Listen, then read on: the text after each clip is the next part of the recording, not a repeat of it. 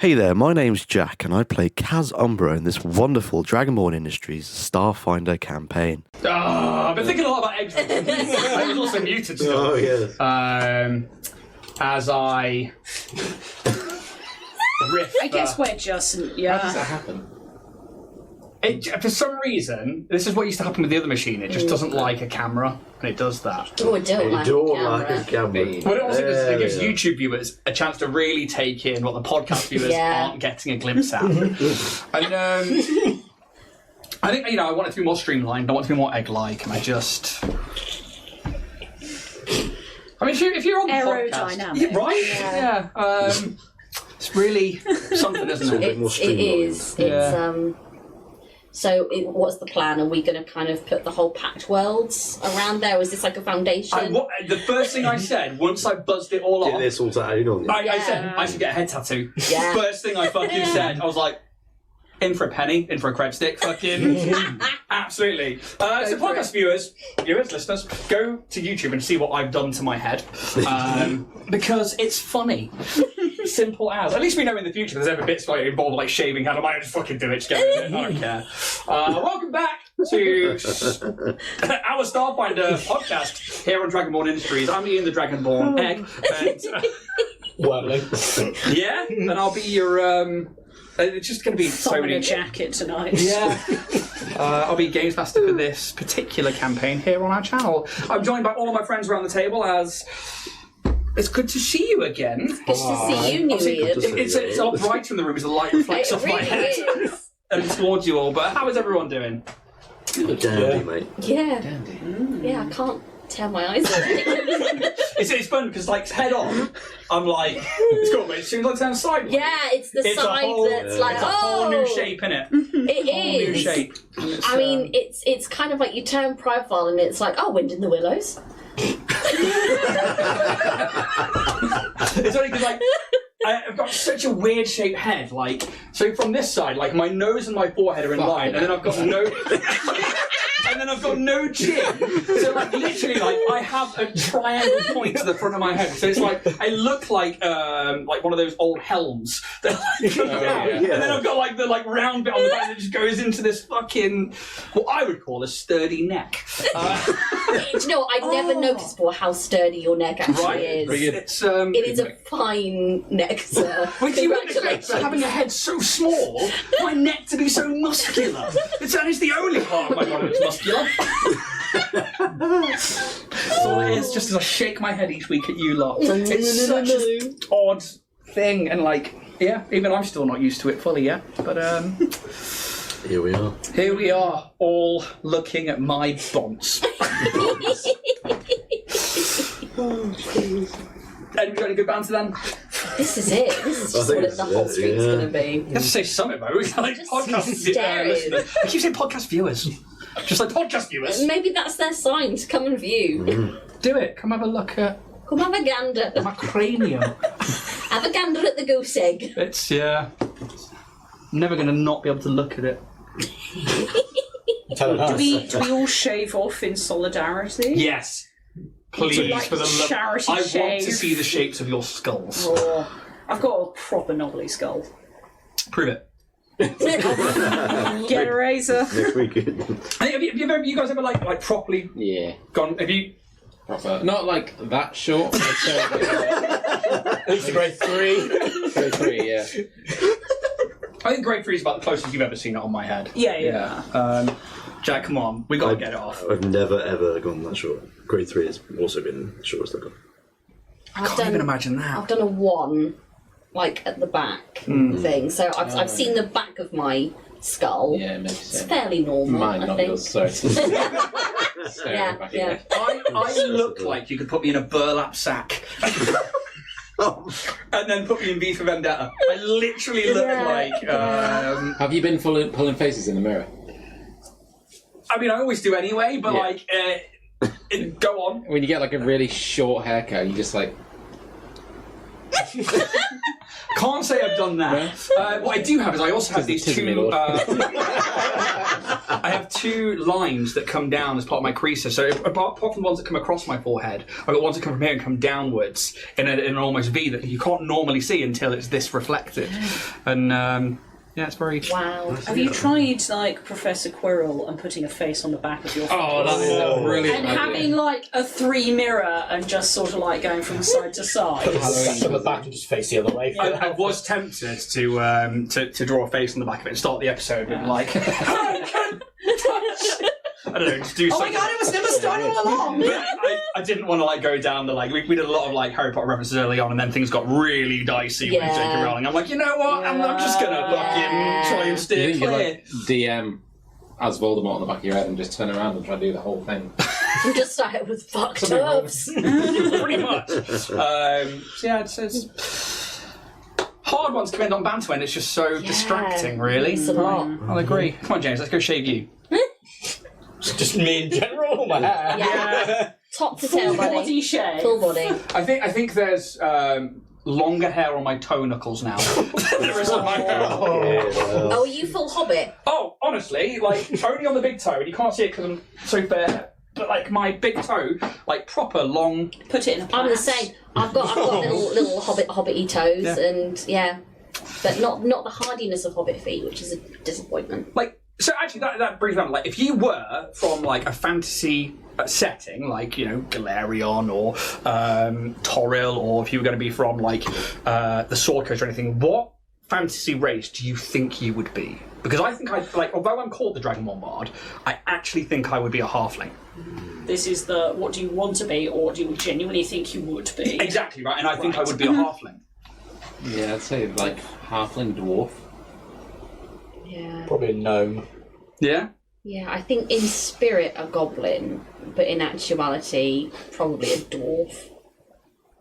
You're a gnome. There's no getting away from that. Am I? Yeah, you're a little tinkerer. There's no getting away from that. You little fucking I love technology. Is that what I sound like? Oh, it goes to because I think you're an elf. Yeah. Yeah. Oh, 100%. I think I want to be an elf, but I think the reality is I'd be some sort of fat orc. Oh no. In reality, You are the I'd most be- ethereal of beings. I think that you are the most I ethereal appreciate Yeah. that. as well. Yeah, I definitely see you as an elf, and I definitely see you as a halfling. My wife is 100% a dwarf. There is no way she's getting away from that strength.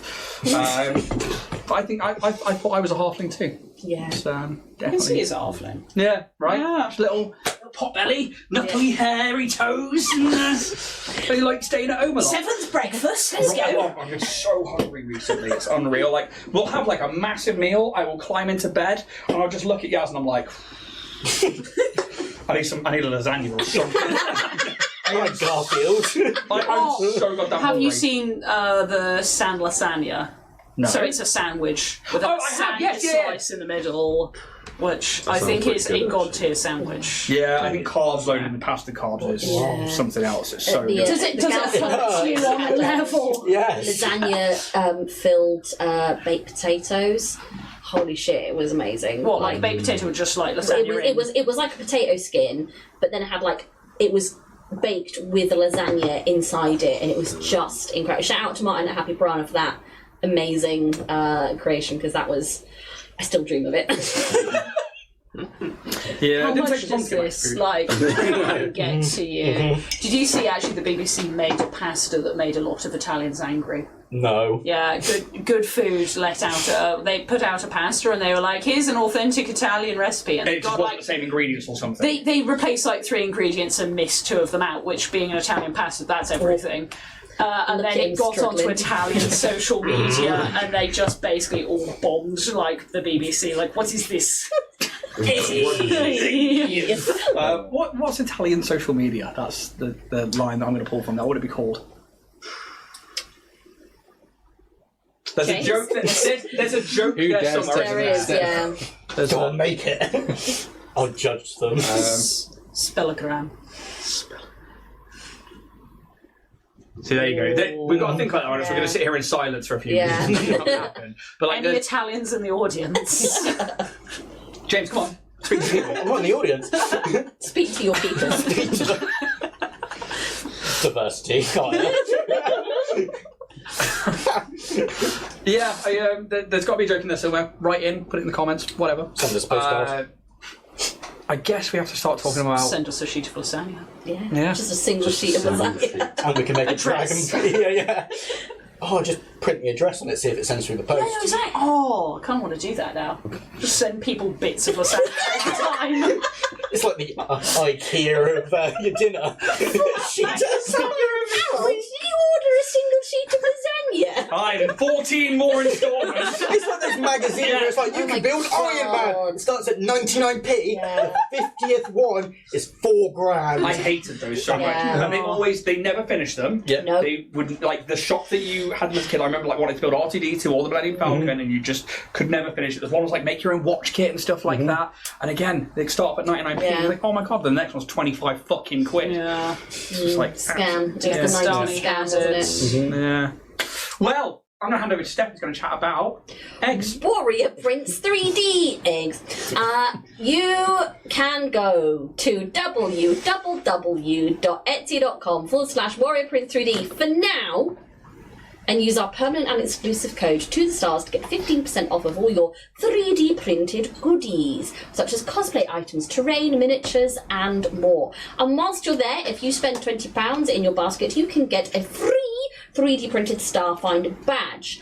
Whilst you're at it, again, I am making a direct plea to the public. Please, if you find out any information about the whereabouts of this man, please. He is dying to know about these deals from Warrior Prince 3D. No one appreciates fine crafted 3D prints like DCI Gene Poach. This is his face. If you see him out and about, please let us know. I am genuinely very, very concerned now. I know it was a bit tongue-in-cheek last week of, oh, let's get the missing post, but I am really very, very worried. And I know Richard is really worried because obviously Gene is such a big fan of Warrior Prince 3D. So keep an eye out. And yeah, we'll obviously keep you updated here on stream if we hear anything. But again, thank you, Warrior Prince 3D. Use our permanent code to the stars, and yeah, keep an eye out for Poach. Indeed, and thank you very much to Warrior Prince 3D for supporting the show. You can also get 10% off your Roll and Play Press toolkit by heading over to rollandplaypress.com and using our affiliate code Dragonborn10 to get 10% off things like the one-shot wonders, your map library, or the fantasy toolkit and sci-fi toolkit generators, which are a great way to save time and space behind your GM screens and help you build your worlds. That is Dragonborn10 at checkout on rollandplaypress.com. I'm going to throw over to Jack. So, if you would like to support Talk us... about merch. If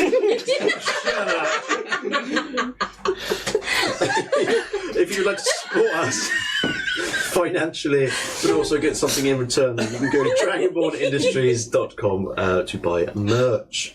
There is mugs, there are Dynatech mugs. We have some t-shirts on there. There are hopefully still some dice still left on there. Yeah. There's a few sets on. Some handcrafted dice by the lovely Ian himself, and more due up soon. So please go check it out if you'd like something physical for your money and to support us in the meantime. Thank you. So we can get Ian a wig. Yeah. Oh. Or can we get you a tattoo of hair? Oh. Tattoo a rat tail. Oh. Like the worst possible kind. Oh, like no no. fucking hair whatsoever, but like a proper Jedi braid down like one side. Yeah, that'd be gross, wouldn't it? That'd be really horrific. One Which means dreadlock you up do on the top. Yeah, I probably would. What tattoo should I get? Like on my head if I was to do it, like Starfinder badge. Yeah. right there. So there's an augmentation for that where it's like it pings up like the Yeah, image of it. tattoo. Yeah. It's Or chest just in kiss. that 20. You know the this design from the Cred's going around the side, the circuit. That's very like cyberpunk. Yeah. that's quite nice actually. Ruh-oh. Oh. Or just a really shit tribal toe. Yeah. Comes across Run the enough face. of those. Oh, you need to get the tramp stamp one, but on the back of your head. Insert here. Yeah.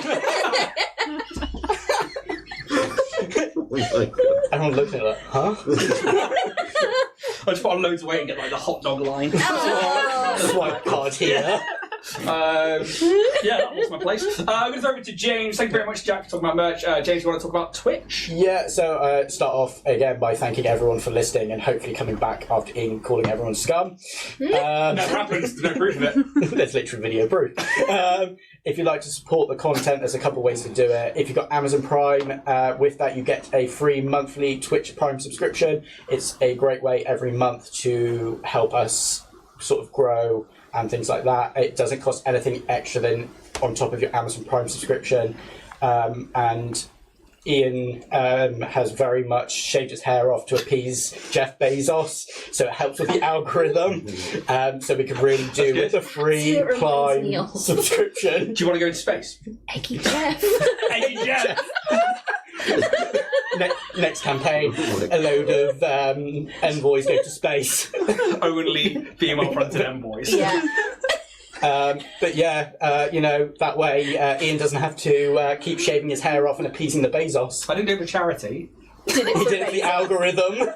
Did it for the algorithm. But with that, also if you're on YouTube, you can become a channel member, you get loyalty badges, custom emojis and exclusive content. Either way, it's a great way to help us grow as a channel and help the show grow as well. As well with that, if you're listening to us on wherever you get your podcast, drop us a rating, 5 stars, thank you.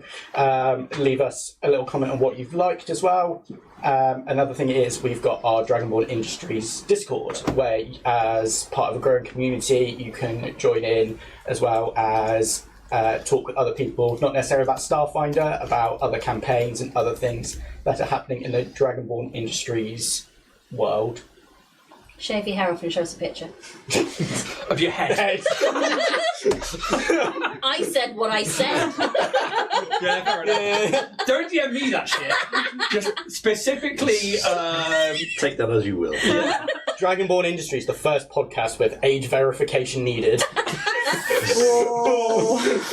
Get them VPNs now. We need to get sponsorship from a VPN thing, like join the whole like Nordverse thing, or I think ours would be like a really low rate one. Really shit one. Just like proper bottom of the tier.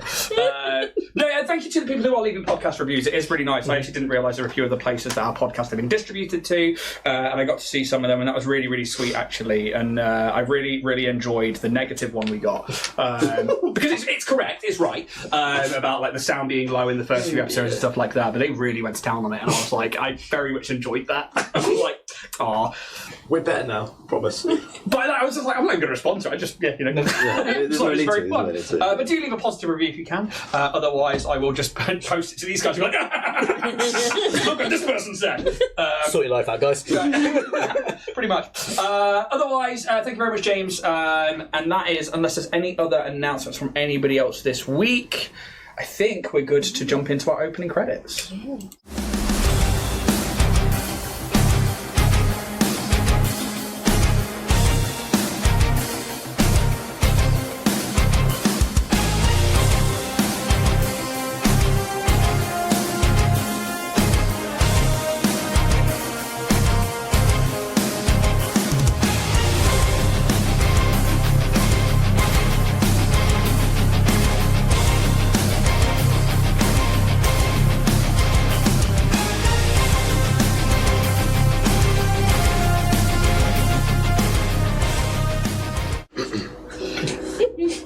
That was really well-timed music.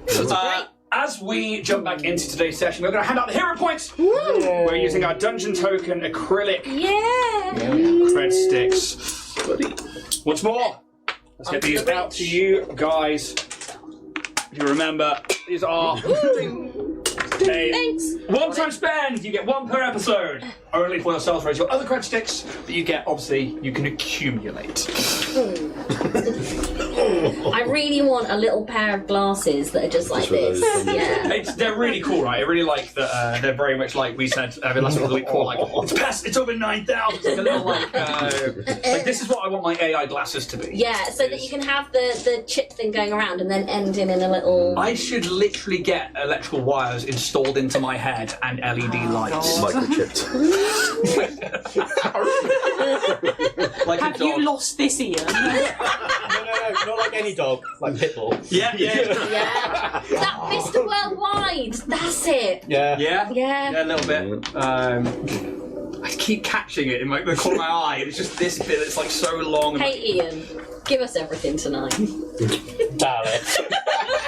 Orion's home! Have made their way through the Architect's labs, finding various differing sources of information. The first being a set of old data logs on abilities and personality traits for the team that Kaz used to be part of, as well as 5 old smashed and out-of-use body pods that clearly was the same as the cloning ones our crew have happened across before in their adventures. Next, a pile of carcasses from many of the creatures that were captured and brought here by Kaz's former team for the progression of the Architect's research. Creatures that were supposed to be kept in cages in another part of the facility, all slaughtered by either bullet or blade, and no sign of any research having been attempted. During their search of the living quarters, our crew find a secret passage that leads not only to a viewing area of most of the other crew quarters, but also to a separate secret chamber that the Architect must have used as their private room and study. A private room that had recently been cleared out, and where the crew learn of the secrets and lies that cover up nanite implementation work that is specifically for someone of draconian ancestry. And that all of the other creatures are merely smoke and mirrors for anyone who would ask questions or look into the research being conducted here. The crew also find what would have been another secret compartment now open where an armour stand and blade appear to be missing, but the majority of the major revelations in this place was in the search and finding of the Architect's surname, Eretos, a name known to one of the many drow matriarchies of Aposte, but also the name of the secret benefactor of the Nanite Project, Dynaxus. And that is where we'll be jumping into today's session. As you all stand in this tiny room, the final words of this drop data slate echoing out of Kaz's lips, I hand over to you, the players. What would you like to do now?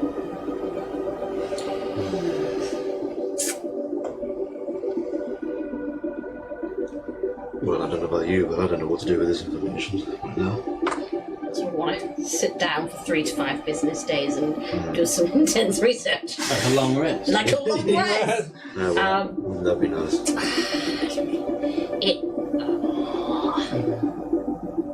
I mean, they have potentially already left. Yes. And got work, so... You got a pin of something in that room. There is something in this other room, yes. So we kill it. Probably, Depending yeah. on what it is, but probably, yes. Is there... I know TJ tried before to kind of research Traxxas, and it was like... with the name Dynaxus and Triaxis being quite lexically similar, and now I have my handy guide to the Pact Worlds, could I make any kind of roll to see if, using that book, I can find any more information about the planet, or the kind of, like, names that you typically get from said planet? Yes. Amazing. That is going to be a culture check. Okay, and that's...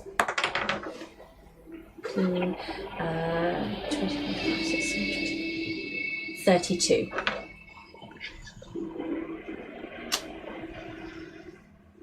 Okay.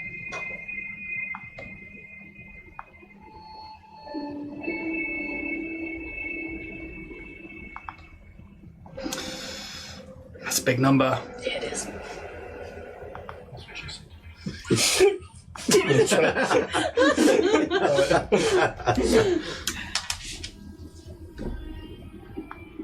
Buffing up my culture, I've been learning shit. And this is kind of major with like Starfinder and the numbers that you guys are pushing. Like, you've made checks before in the past, but you either never hit the number that I need, or you end up with information that is a bit skew-whiffed, or you end up with information that is not, to certain levels, or very elusive. 32 on that check is quite big. The Naxus is a draconian name. There is no getting away from that. It pings up straight away as like essentially draconic in ancestry. Yeah. I think with a 32, it comes with only being one instance of that name used. Denaxis the Malevolent Storm. Oh, I knew there'd be storm shit in there somewhere. They were a dragon of blue heritage. Ooh. From I need a book.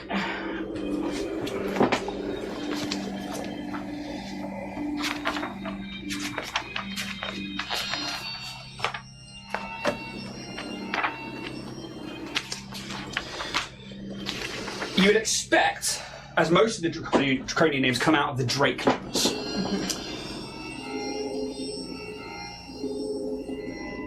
There is a desert south of a place called the Expanse. Closest two locations are the Hack's Claw and the Caldera Basin. The Hack's Claw, being the most northern, was closest to the desert, but apparently Dynaxis the Malevolent Storm used to rule those lands.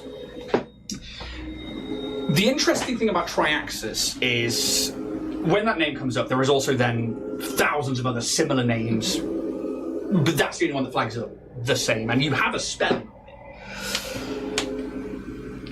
it. This was maybe 400 years ago they were last seen. Possibly died in conflicts or territorial happenings in and around the end of, or like the last part of the Gap. But the way that politics and sort of territories work on Triaxis is that the Rhyphorians, who are a humanoid race that aren't Draconian in ancestry that live there, they have like the Allied Council, which is like all the different areas of like humanoids, they kind of get together. But the Drakelands are these huge areas where it's essentially kind of feudal in the sense that like a dragon rules over its lands. So there are like areas where like a green dragon will have a name and then it will be called, whatever its name is, and then it'll have like a certain amount of territory, and those will be like really old. And there are other ones that are smaller, and it's all about kind of like gaining and pulling land from their own individual areas. And they also kind of work in their own allied ways. But apparently there was conflict in and around that kind of 400 years ago, and Dynaxis the Malevolent Storm was no more at the end of it.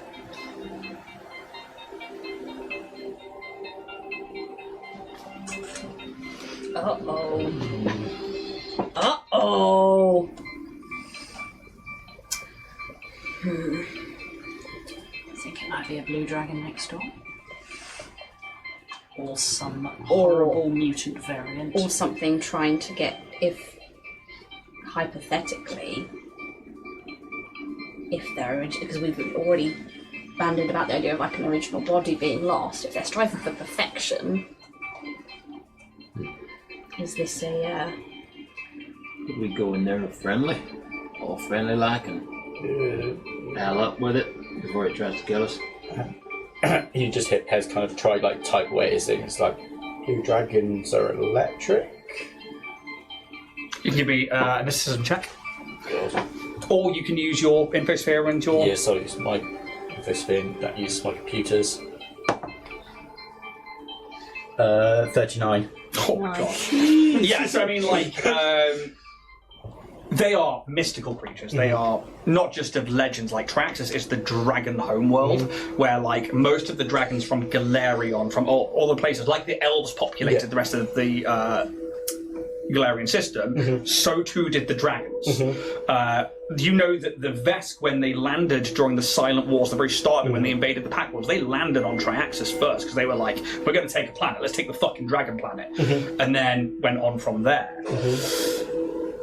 Blue dragons, I mean, there are so many different ancestries with dragons. I mean, there are chromatic and there are metallic, and obviously within those ones, they do tend to sit on a sense of like what people would call like lawful good and lawful evil. And but then that's kind of like a mixed bag in its own right, because you can't judge everybody by that same. Well, you can't tar everyone with the same brush, really. And you know, there are instances of gold dragons who have turned evil, and black dragons who have like helmed great political parties. But then you like start looking into like the heritages, the species themselves, and the abilities that come with the different bloodlines, and you think about. Black dragons tend to work with like acid glands, or red dragons tend to have like flame glands or like gaseous glands, and a blue one definitely has what's called a static arc gland. Would be what they are called, and they produce these arcane abilities, and it's a natural ability to them, but it is arcane in nature. Cool. That's what I wanted to find out, if it was electric. Can I use my electrification craft again?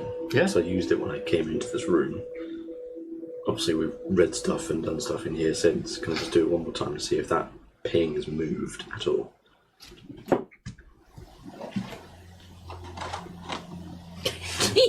You still there, buddy? There it is from you. You're all the way down the stairs, mate. You can't sense anything. From where you would be in that room. That's about 30 feet away, that ping. And it hasn't moved once since we've been in here? You've checked it twice. This is being the second time. Yeah, so as in like, I came into the small room, pinged and have a look. Correct. No, not moved. Okay. Or if it has, it's back in the same position it was when you first checked. I don't think it's moved at all. So it's either waiting for us or it's just barely alive. We must press on. Indeed. The door. What's that? Press any buttons I see. Fucking shut up.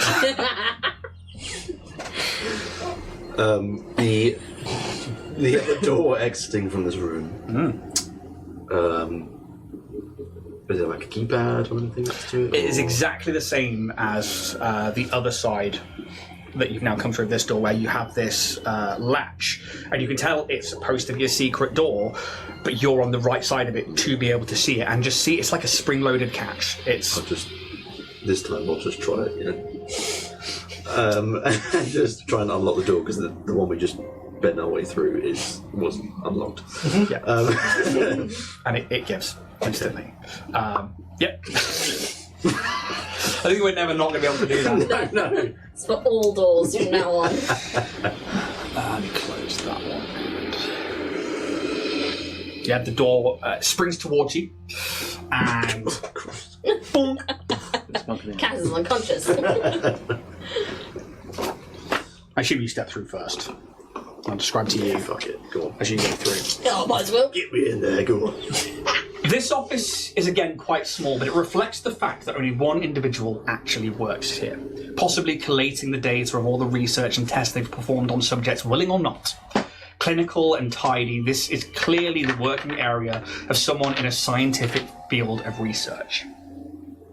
A small desk in the centre of the room hosts a small but advanced data terminal, although it looks too like everything else here has been powered down after the earlier explosion, somewhere above in Keydale. There is an open, circular door near the front of the office that leads through to another, larger clinical room.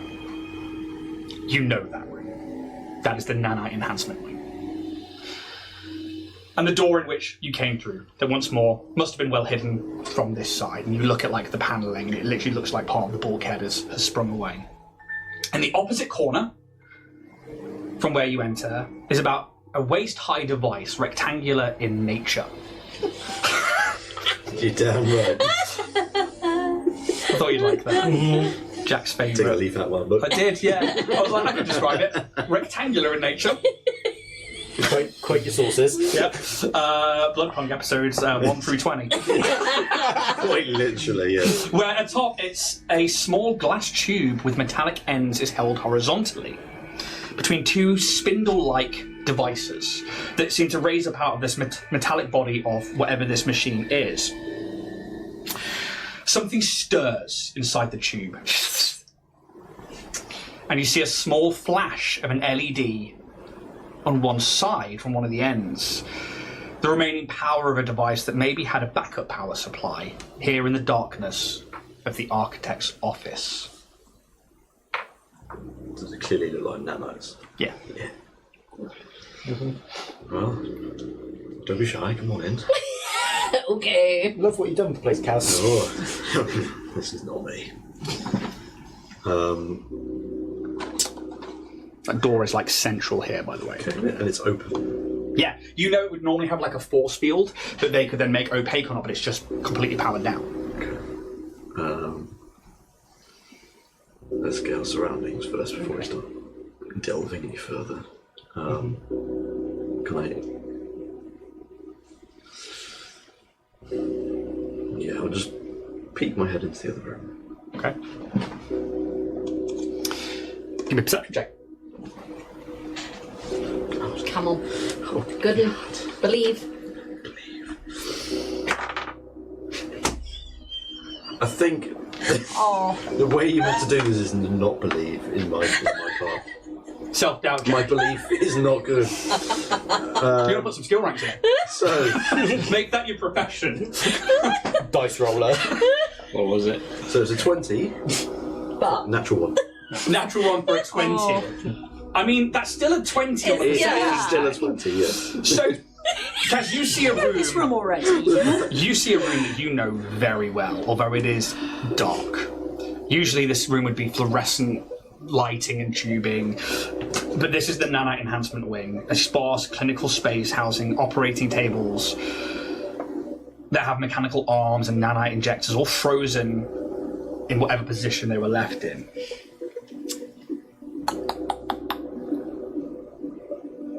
Center of the room, you see a surgical gurney with a mass atop it that I think with a 20 you can see every now and again just gently rises and falls. I think that's all you're going to get with a 20.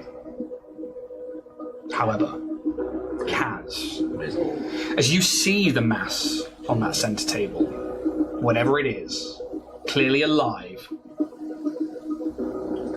and from your earlier discoveries of locating a creature, your mind begins to slip back again. And now you lie face down. Face down. On the table in the center of the room. What with the mass? The air around you is sterile, the light fluorescent and bright, and even breathing is hard. Straps across your back pull you down into the surgical table, squeezing the air from you and making it hard to draw breath for whatever procedure awaits. Your wings begin to be stretched out, but not by you, evenly and with a slow motion of the surgical arms of the device you are attached to, until they are stretched to the point in which it becomes painful, like each of your joints risks being dislocated or broken. And then you hear him, a voice you haven't heard in years, but one you remember so distinctly behind that mask. Your wings will grow part of you are you and who you are. They will become your downfall. They would give you away, even under holographics or illusions. They draw breath and the respirator rattles. They change how you walk, balance or act on impulse. Fight or flight. Sometimes flight is a reaction for which we cannot help. To be the perfect being, we must change not only your conscious decisions, but also your subconscious ones. The device hisses and pulls in like a jerking motion, and a loud audible crack fills not just the room, but your body, as your main wing bones are pulled from their sockets by the machines you are attached to. The shuddering pain racks your body as you try and draw in air to scream, but struggle to pull in enough air to stay conscious. Can you make me a fortitude saving throw, please? Sure can.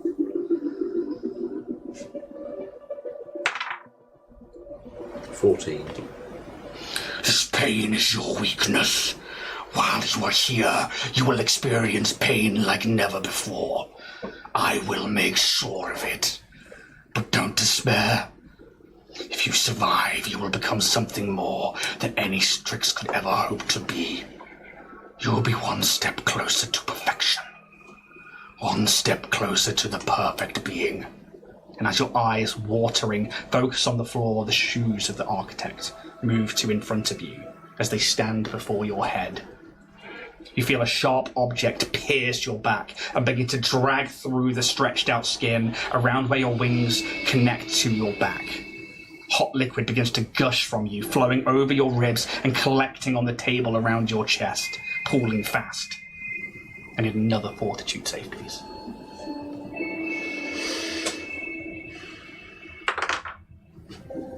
$18.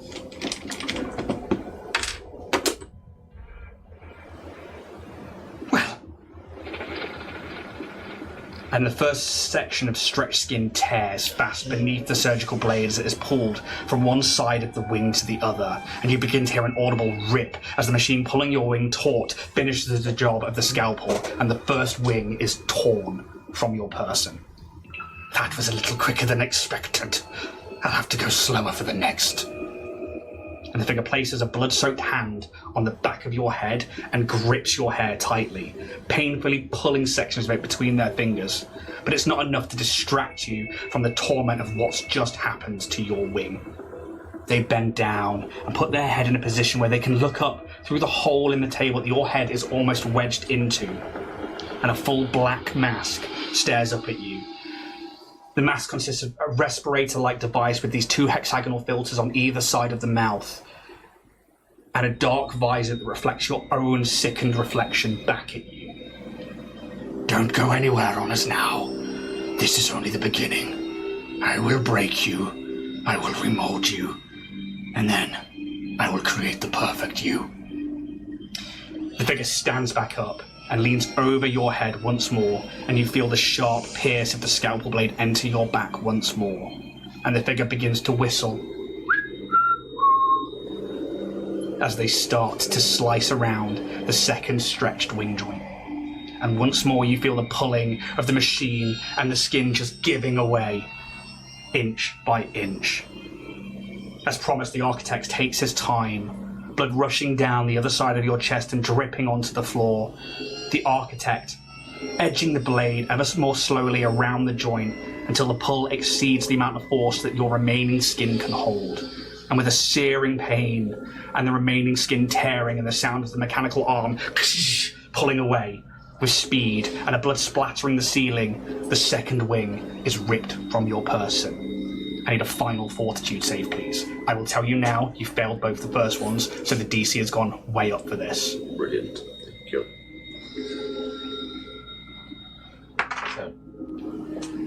16.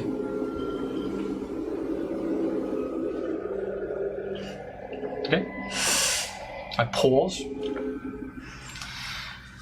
As you lay there, breathing is painful and each pull hard to draw. Every short, sharp breath you take is an excruciating stab to the back of you. The feet of the architect step away from the table that you are strapped to. Well, let's let that sink in for a moment, shall we? We wouldn't want you to forget this moment. And what feels like an eternity of pain as you bleed out on the table goes by. What brought you here, and why is this happening to you? If this is perfection, do you really want it? What is this all for? Then the feet step back in just as you are on the brink of death, the room around you growing colder and darker, your vision tunneling in on release, death, the end.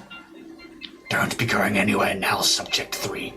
And something else is thrust into your back between where your wings used to be. And you hear the hiss of a serum being released, and the pain begins to rescind in your back, just as you black out.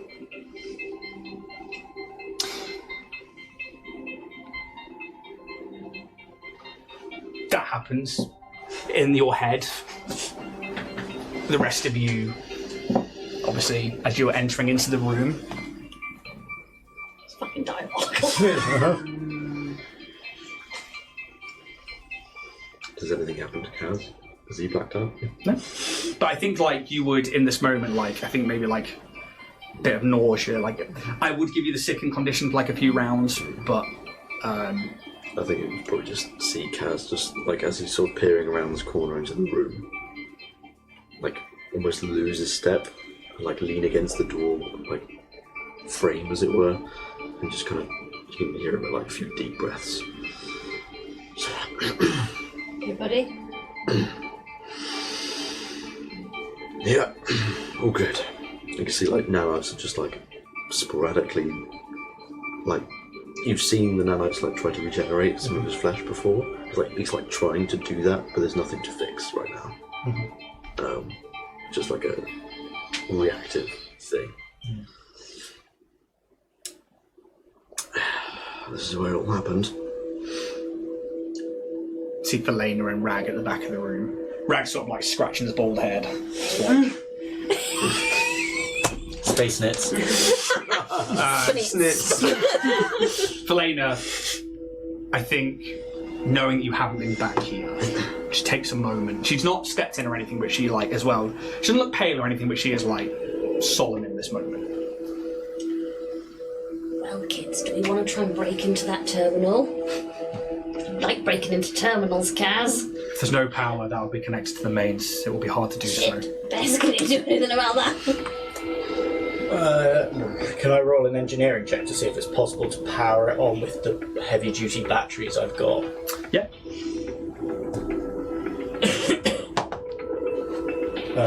19, so that's 42.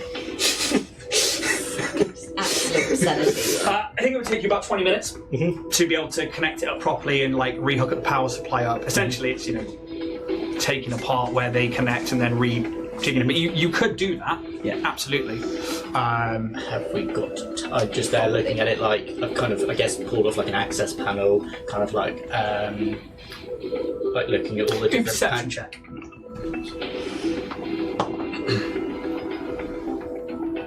17. What's your computers and your engineering? What's the plus in them? 21 and 23.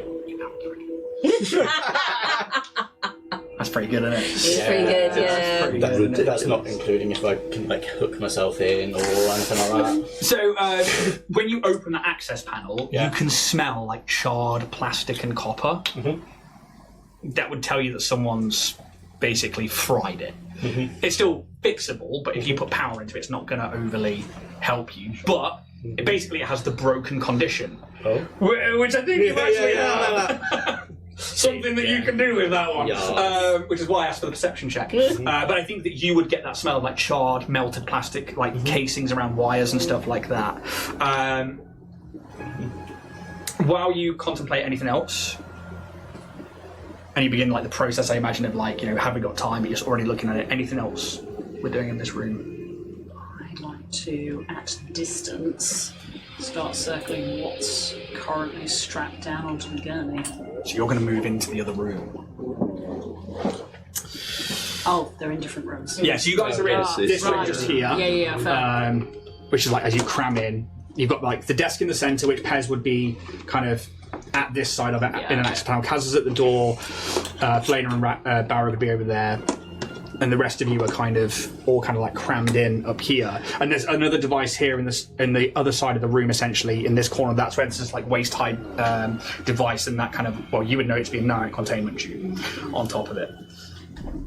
I still think I'd probably do the same thing then, because I'm less good at either of these. So probably staying towards the wall. To this side, yeah.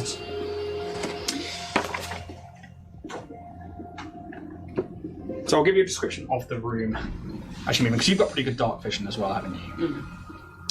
So you enter the room that you see Kaz like at the door of, and it's sparse clinical space housing these operating tables, and you can see that they are stained with dried, darkened fluids. These mechanical arms and nanite injectors frozen mid-operation tell of the horrors that transpired here. The centre of the room, you see tools all neatly beside a surgical table with straps and restraints, but clearly not configured for a human, and a mass on top of it that gently rises and falls. To the left of where you enter, there are other surgical tables, but these ones you recognise as grafting tables for augmentations that you also have seen along your adventures. There is another opening all the way over here. Put that there. Which would be to your left, but right side from the way that you are all looking at it, or for podcast listeners or YouTube viewers. Kaz, you would know that this leads down to what would be the option before, but you've since been told by Felena that this is where they kept the creatures or the bestiary that they have so captured. Also where that elevator that goes up to the hangar bay and the perch is. Continue. Trying to move your way I up. think, stay by the wall. Yeah. And I think I'd be like, Felena, you said that not everything was in incineration. What do you think remains? Dragons. And she points at the table. That's subject 32. Subject. Give me a perception check.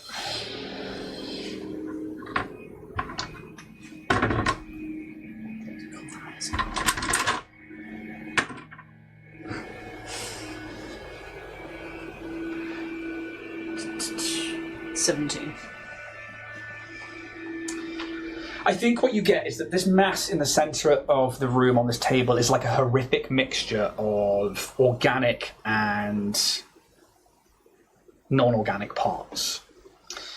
The creature is clearly organic in nature, and you see these like reptilian parts, like they're strapped down so they can't move, and they have this like long neck and like snouted head. Where you would imagine a back leg is clearly been removed, but there is like a human augmented prosthetic limb for like an arm instead of a leg there in place, and you can see it's been like hastily grafted onto this being. There is also a battery pack next to it and cables going to it that seem to power it. This is like the mouse with an ear. There's no reason for it. Yeah. What was the purpose of Subject 32? Don't know. We were just tasked to capture the subjects, bring them back for the processing of the architect. He was very secretive in what he was doing with them. It was quite literally our job to hunt them down and bring them here.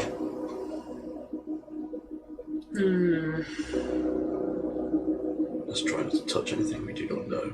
Yes. Pez there was like a half cube came trying to put them together. Like, huh? No present! Down, Pez! That's a data terminal. We know those things. So I mean, you're still in this room over here as you kind of say that from the door. I mean, what's everybody doing at this point? Is there anything I can do, like a sort of drawing upon the sort of solar energies or like, you know, cosmic energies, do like a mysticism check, see if there's any sort of like magic? Yeah, you can do a mysticism check. You can like, I think that you would like channel yourself and you're kind of like looking into, yeah, like...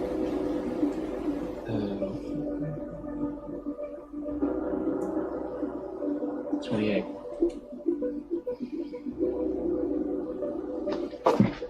Are you like trying to go through into that room as well? Are you staying in this room? I guess so, yeah. I'm sort of like shadowing Sylph maybe a little bit. Yeah, I think as you go in, like the creature is definitely mythical and arcane in nature. It's a wormling. It is a wormling. It's a baby dragon. You know that a wormling can be in its state for like up to 50 to 100 years before it becomes like a young dragon, and you know they're very long-lived.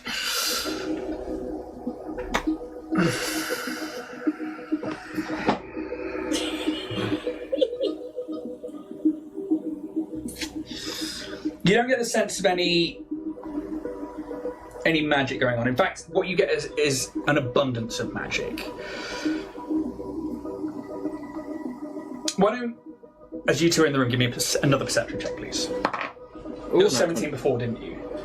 Yes. Okay. Give me another one as you start to like look around the room. 29. 29. Nat 20 for a 29. That's a 16. And I think maybe you're taken by the horrific nature of whatever is going on here, that it's just so detracted. And I think because you know mysticism well, and this is a fucking dragon that somebody has strapped to a table, ripped its leg off, and forcibly given it an augmentation, as well as like stopped it from doing anything. You can also now see that like the scales where they would be like proud, they're like half melted away, and it's like its breath is like short, and it's like every now and again. 29 off a nat 20. All around the room,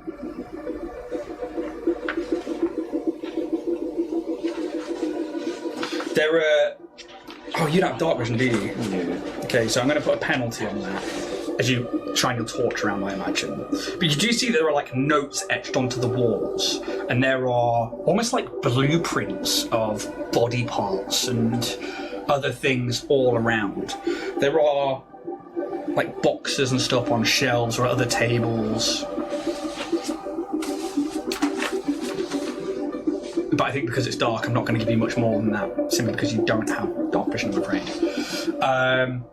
Back in this room, what are people doing? Can I look further into the nanite tube? Yeah, I mean, it's a nanite housing device. You've seen these tubes before. They were littering the floor at the bottom of the stairs in the secret garden, but they've been retrofitted to carry eggs. Very much a grim creation. You've also seen them... Give me recall knowledge, actually. 12. You've seen them on Kashoria, in Dr. Grimm's secret laboratory. There was 3 of them. And one of them gave me an ability. Yeah. This is a... Is it similar? Yeah, this is a nanite. Well, I think... Just give me a d20. You can add your engineering or computers and your key ability score modifier. Okay.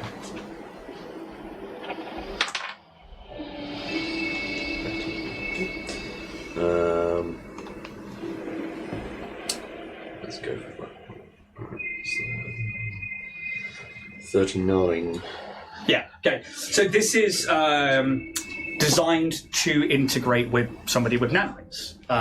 It was probably a fail-safe device that keeps them housed and stored for a bit longer. That's why they have their own batteries to play with it, but that is also going to fail if they're not used. This would give you a weapon fusion. I think the data is like written onto the side of it, and it will say, essentially right now they're blank, but there are 3 options, and you can program in one of them with a simple press of a button. And you can see the first one would say wound, the other one would say opportunistic, and the other one would say shearing. If you look up weapon fusions, you have the choice between the wound weapon fusion, the opportunistic weapon fusion, and the shearing. The wound is what I've got written down is DC equals 10 plus half the weapon level plus the modifier to the attack. So I'm going to have to work out why I wrote that down. But the opportunity, that'd be to wound, sorry, that'd be the DC, like for a crit effect, if you wound, they have to beat that DC to not roll on the wound table. Opportunistic weapon fusion is plus 2 attacks of opportunity. Plus 2 to the attack. Of opportunity.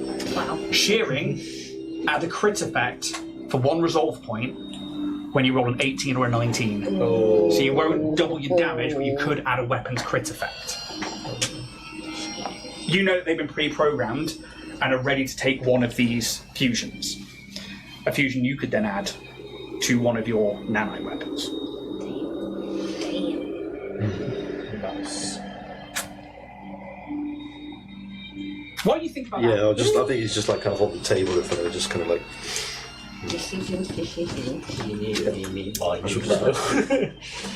Yeah, wound weapon fusion, opportunistic weapon fusion, and shearing. Yeah. You should be able to find them on the first stories, but Pez, do we think we could do camera bear again? Yes. To pop the camera on top of bear.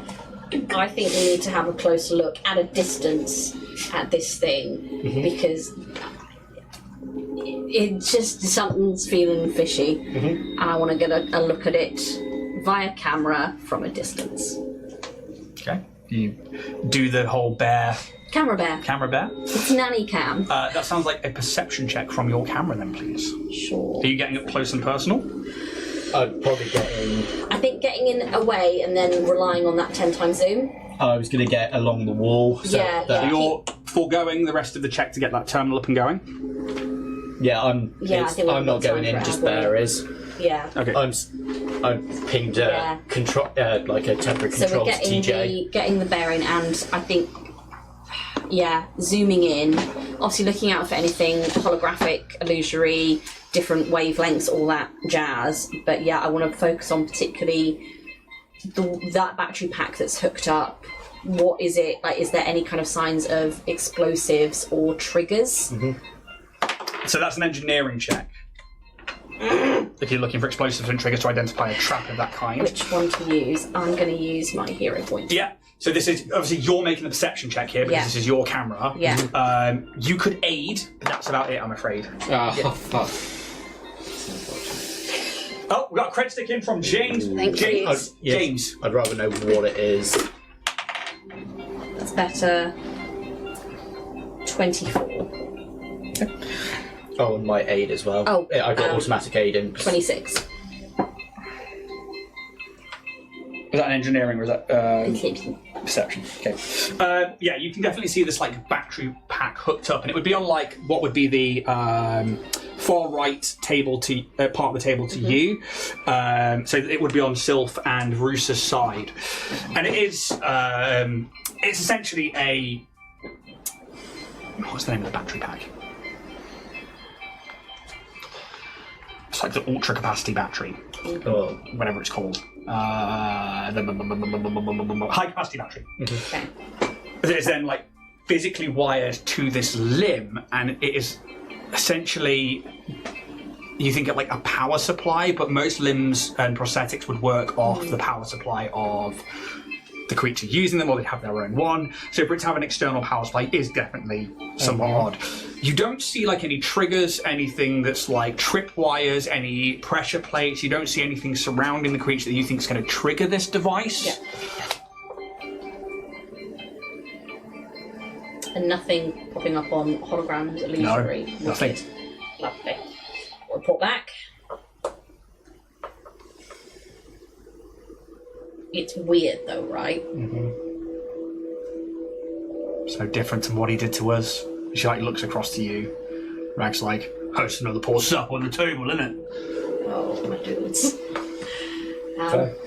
Yes, fair. Very poor sap. It is a very poor sap. What's a set? Tell you later, buddy. The gun on the table. Do we think if we try and release this poor chap from the suffering, that we're going to have to follow the 6-minute rule? Put it in the incinerator. Incinerate, yeah. The 6-minute rule is where I would come in. This is once one of them has failed, that's when he would expect me to be able to wheel it across to the furnace and dispose of them. We can't leave it here. No. This is one we do have to put out of its misery. I don't think we have the luxury of just running to the furnace to bring the body there right now. We do have the back way. I was thinking that. Yeah. Can we get it through the back way? Felena, Rag, can we get through to the furnace? We found that the thing goes right to the side of the furnace, doesn't it? Literally next Yeah. to I it. mean, It just goes through 3 rooms. yeah, that old door like literally goes into where the furnace would now Yeah. be. But also, Felena says the quickest route though is through. Yes, but most of the creatures were in the room. I mean, Most. 6 minutes should be enough time. Speed run. But I've only ever seen the onset necrosis and the decay when the creatures are deceased. That is still alive. Yes. Do we want to try and see if it can communicate? Unless you know Draconian. What did you roll on that perception check? 26. Yeah, you can see. Okay, so this very young clearly a wormling, has these like darkened scales, which again you can only really see in grayscale with the camera anyway.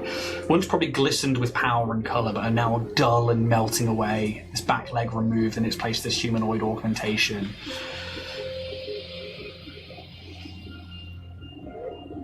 The dragon is clearly in massive amounts of pain, and you see every now and again like an amber eye or a bright eye, which would be like quite white, like tries to like focus on the noise around. You see,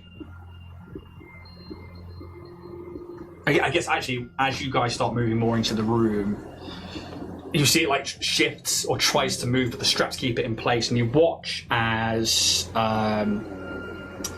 it tries to shift, you see this like nanite surge across one of its wings that are like strapped down to its back, like a wave. But when it hits that, like a wave when it hits like an opposing object, it then refracts and then comes back. The nanite ripple does the same thing, but as it returns back down towards the body where it began, in its wake, the wing begins to just melt. Oh. And the dragon winces in pain, and you can see that it is like fully muzzled. Oh. Probably to stop any natural abilities coming out. But that wing just melts away. Yeah, Tigus was going to call out. Hang on, buddy. Don't worry. We're going to try and help you. Just try not to let that happen again, buddy. I need to give it a check on that one. 15 on the dice.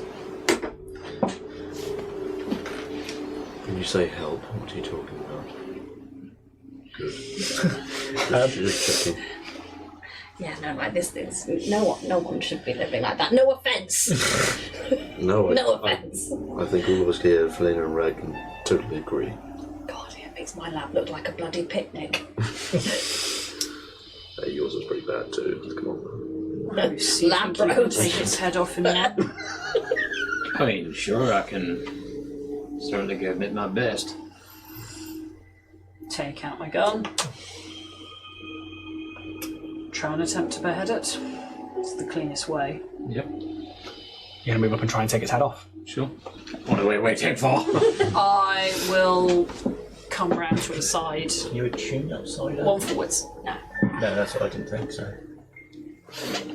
Gun ready. Cool. And like as you Sorry. step up to it, Reese, you watch as like it then begins like again, and you're like its eye like, and it's like got this amber eye that you can now see as your torch comes down onto it, like reflecting away, and this like slit this down the front of it for its pupil like focuses on you. And Do I see any sort of like, I mean, is it like readying itself, or is it scared, or is it like, you know? I'll give it a sense motive check. It's a 12 on the dice.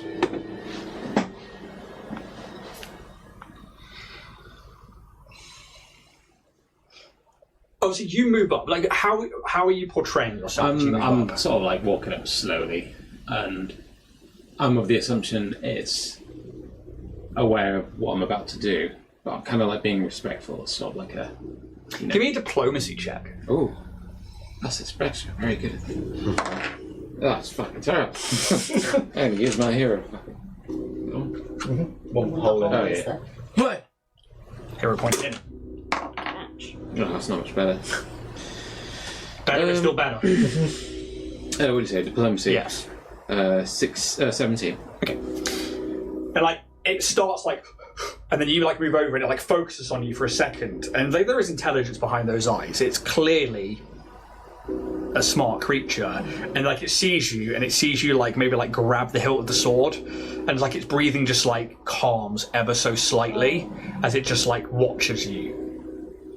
I'll give it like a warming smile back, With a beak. and a sort of like a nod, like an acknowledgement of its suffering, and then I'll take the swipe. Make the attack roll, please. It is prone, so you will have +4 to this.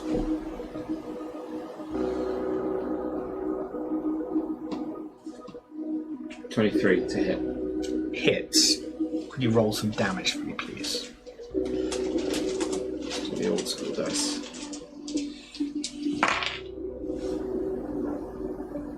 24 damage. Could have also done a coup de grace on that one, actually, I realise. That's a thing we haven't used very often because not many things are incapacitated and helpless. Yeah, you bring the blade down, and like as it watches you as you bring the blade up, its eye just closes gently, and you just and you like hit the table, and like the table was for a second, and liquid starts to pour onto the floor. Could you check your inventory for me, please, for anything containing nanites? Mine? Yeah, like nanite patches, any upgrades that might be nanite, or... I don't think so. What about mushrooms? No. Nothing nanite-esque. As a cloud of nanites from it at the same time, but then begin to fall like a mist to the ground. Do we need to get it gone now? Looking at Felena and Rag. I'm thinking of protecting you guys. Rag with me, and she like runs over and she like just like essentially like kicks a brake that's on one of the wheels and begins to like roll the gurney towards that archway over there.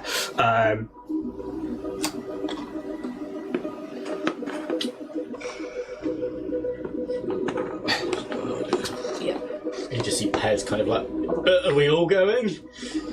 Well, we're going to the bestiary and we don't know what's Yeah, protect them at all costs. Go, go, go. Yeah, I think it's at that moment. yeah, I was going to say, on the coming in nanite behind canister. as soon as they start moving. What did you choose? I'm going to choose opportunistic. It's a great one, right?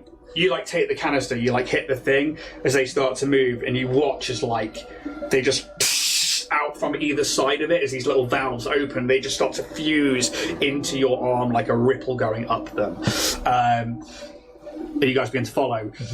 Yeah. Rag like hits a button, and she's like, "No power, Rag," and just pushes, and the gurney just goes over the edge. Oh shit. I will give it a.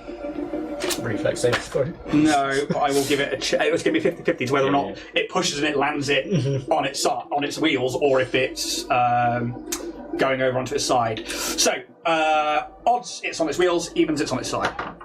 That's an even. Felena then jumps down, as does Rag. They both need to make a fort save.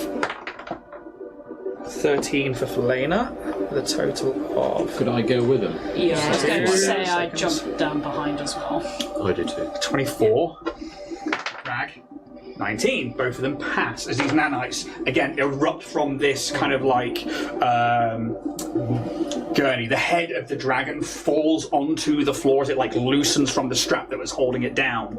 And that's kind of what creates this like emanation of clouds. Rag, I'm pretty sure he doesn't need to make a strength check with his. No, he does not. Athletics, he just like picks up the gurney. It's like, where are we taking it? And she's like, incinerator. I mean, realistically, 10, 30. As you get over to there within like 2 rounds, she's like, door! Rag runs over and just, again, tries to like implant his hand in. You were all following? Yes. Yes. Cool. Go, go, Power Rangers. Put you in that room for now. Rag goes to open the door. Ooh. Struggles with that one though, as he's like, "One more needs a little help with this one." What do you do? Go help. Yep. So you rush forwards. Anybody else? One more person can get in there. Sure, I'll get in there as well. Auto claw. As Felena gets in just behind you. So Go to the other side of the gurney to Felena to Yeah, steady and I'll it so take that it- it's I'll not take the wobbling back. all over the place. cool. If you've got the auto claw, if you want to make the check, you will get the auto aid from both Roos and from Rag. Yeah, so 34. 34, yeah, cool. Can you all just give me a perception check as you're rushing through this room, please? Fuck my life. That's a natural 1 for a 15. 26. Band. 35. 22. 36. Cool. Anybody over 20, especially if you've got dark vision, What was yours without 26. 26 without dark vision is going to be fine. You see that most of these cages are open. I'm just going to give you a description of the room as you run through. Brilliant. Better start firing as he gets past. Anyway, I just started playing. Just reset. So as you begin to run into this room, you can see that there was a menagerie of interplanetary specimens within these cages, and some of them have their own little biomes within them. But all of the doors or the cages have been melted open, like somebody's hit the lock with something just to extract whatever is in there. There's only 3 other creatures left in this room, and all of them lie lifeless and still within their cages. Each one of these particular basically blocks has 4 cages in them essentially. It's kind of how I have to work this because I don't have little cages, sorry. Basically there's one over here, there's one right next to you, and there's another one in this corner here where you see 3 dead wormlings. And again, they're all in stages of melting or giving off these clouds. Rag, Kaz, Felena's not in distance. Sylph, have you got anything nanite on you? I believe so. Okay, double check. I need a fortitude save from yourself, please, Kaz. Just before. Rag fails. Do you have an nanite patch in my inventory? Could you make a fortitude save, please?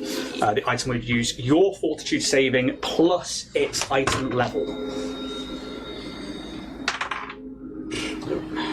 13. 13, and do you have nanite items on you?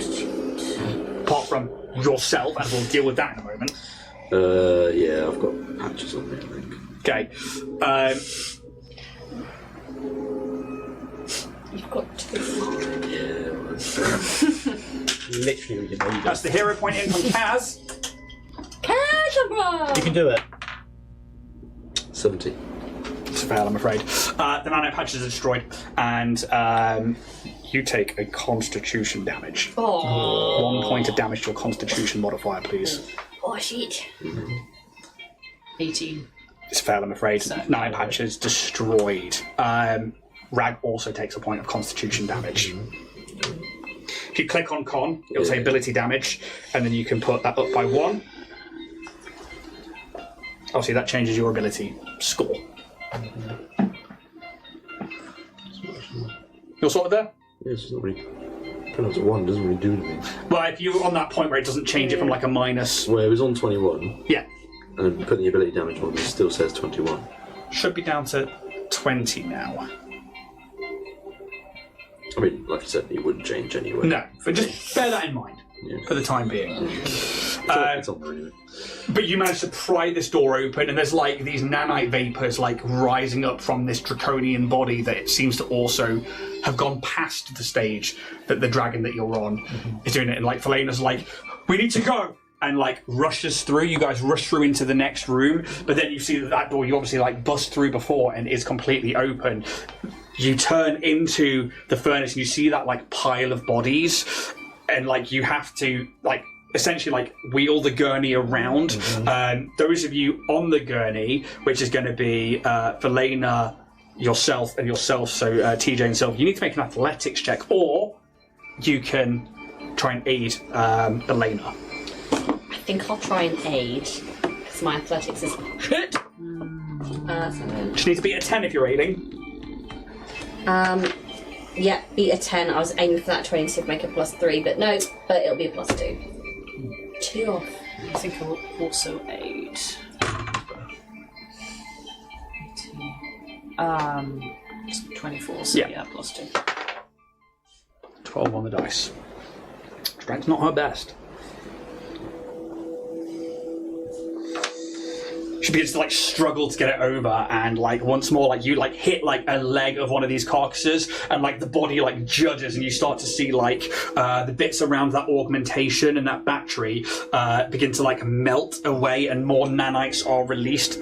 She will need to make before succeeds. Can I start to move some bodies out of the way? Yes, it'll be an athletics check. I'll grab at least the dragon's head and throw that into the furnace, so at least it's a little bit less things producing nanites. Amazing. Natty 20. Amazing. You begin to start moving these bodies out of the way, and then Rag eventually helps you and pulls some out of the way as well. It's enough that you were able to push the gurney over it. Felina rushes forwards with you both. You throw that head in there, and you just push the whole gurney into that furnace as it. And for a moment, Felina sits back or steps back. She's like, "I would hate to imagine what happens after the 6 minutes." Yeah. I've never seen that before. Oh no. Brilliant. Great. Not having a good time, are you, Kaz? Oh, that's the worst. Best time, and the worst times. Character building. Oh, yes. Nanite friends. That's what they all say. How are we feeling? Checking in. Warm. Oh God, Down to a Kaz. nub. Don't say that in front of Felina. It's alright. They're kind of like his ears. Oh. She's not seen them.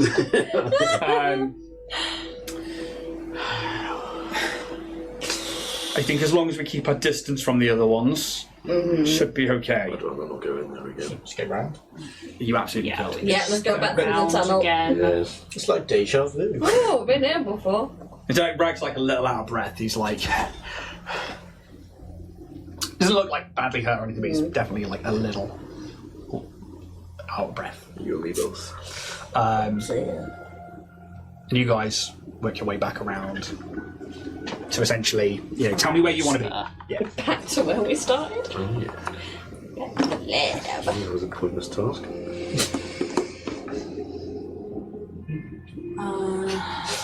Just let that one go. Yeah. He said it, I was like, "Oh, fine." Yeah, there's a guy here looking for his son. Melty dragon. Oh, yes. Do we want to try and get that terminal up? It looks like that he's long gone. Yeah. Unless we want to go higher to the... I mean, we're going to have to. We're going to. Now that you're all in this room, give me a perception check. Oh. Go. Oh, for God's sake. Sounds like Syl's having a great time. What'd you I roll? rolled it. and it landed I on my rolled a 2 D6 perfectly. again. So I've got Nice. I'm going to 16. keep that. That's very nice. Pez. 26. Roos. 13. 26. And look, my D20 landed on my D6. Oh, that doesn't count. No, it's fine. I was going to re-roll it. 38! Yeah, mate. But wrong with last year. Yeah, 40. This year, Tyler, we'll get you 2 new Cred sticks. We said we weren't going to do that. Fuck turfs. Yeah, exactly. But protect Fiona Shaw because she's fucking awesome. So, looking around this room, and obviously, Kaz, you've had time to adjust and to bring yourself back into. Place of trauma. Yeah, it's the only way to describe it. But things are different in here from when you were last here. You remember that any time you had to have enhancements for your knights, it was never as simple as a canister, and it always came with some pain, some trauma, some breakage of you. You looked to the augmentation bench to the other side of the room, and you remember your legs being broken and molded into the shape they are now. You look to the walls, and where there was images of Strix and the genetic makeup of your skeletal structure and everything. That's now different. 38, yeah? I think maybe you're probably at the back of the group, and that's probably why you don't see this as you come back around this way again. I'm just going to get the scores again. So 38. 26. 13. 26. Yeah, so I think for you two, you're at the back of the group here. Oh. I'm going to for Lena one as well. I'm not giving Barrow one. I haven't got a fucking clue. Oh, bless him. Plus You can be 19. at the back of the group too. See if I can beat you with Felina. 14 plus 19. Oh, please do. Down to the nub. Kaz's Riz strikes 14 again. plus 19? 14 plus 19? Yeah. 33. Oh, you win. Fine. Felena like looks around the room, and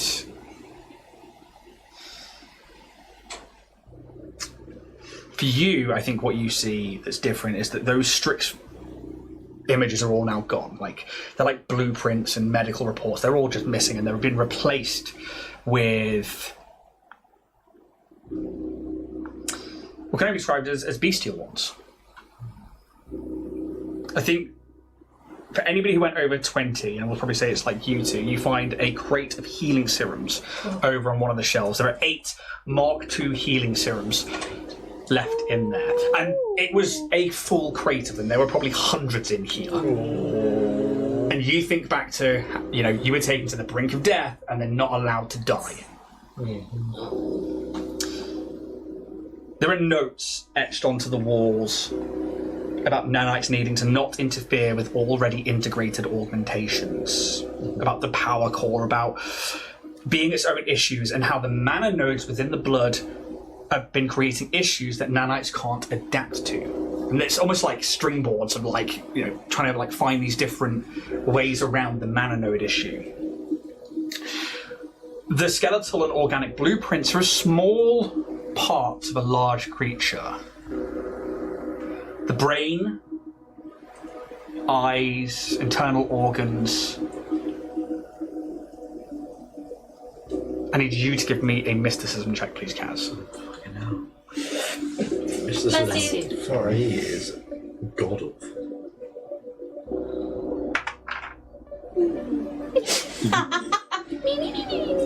16. Yeah, you don't know what some of the others are. But then there's another section of notes that that says we can't have the nanites interrupt what JF and TA have already upgraded or implanted. JF and TA? Yeah. Oh, you fucks! What was that last bit? Can't have them interfere. We can't have the nanites interrupt what JF and TA have already upgraded or implanted.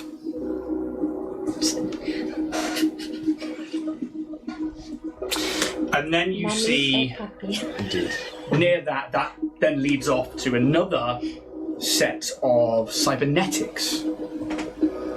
You see the blueprints for an accelerated data jack, an adrenal booster,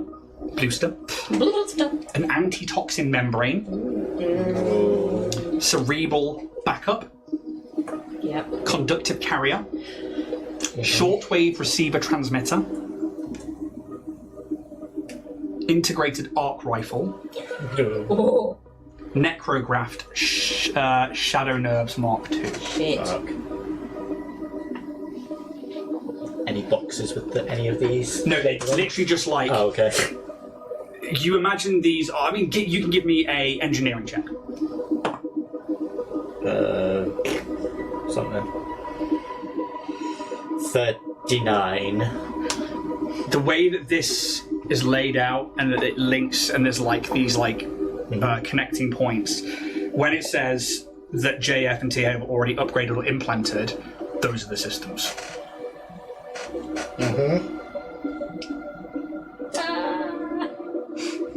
No, I wouldn't have seen it. I wouldn't have seen the augmentation with the battery or anything to kind of be like, that's... I knew what that augmentation I mean, as you were running through, it was part of the trolley. Give me a... you know what? I'll go off that engineering check. Cool. That augmentation was a human prosthetic arm, or a humanoid prosthetic arm. Yeah. It did not belong with that dragon, nor is it one of the ones that's on that list. Yeah. Somebody forcibly augmented that creature, and you think about like the nanites, and you think about these words to see if they interact with the systems that have already been augmented. They did that before they then added the nanites. That was clearly part of the test in some way. It is like a horror score of blueprints and words that describe body parts and all these interconnecting systems that that the architect has to navigate these nanites around. Everybody give me a recall knowledge check.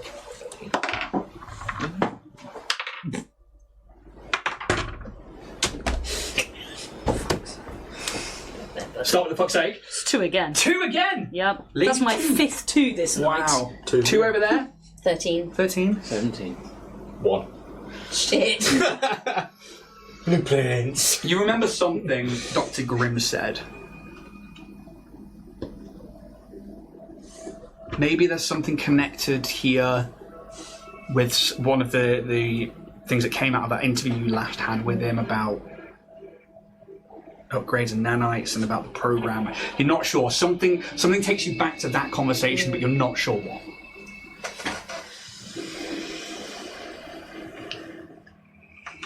But it appears the other creatures definitely weren't needed then. And Flame kind of like looks around. As that report said, smoke and mirrors. Take the blueprints. Yeah. Cool.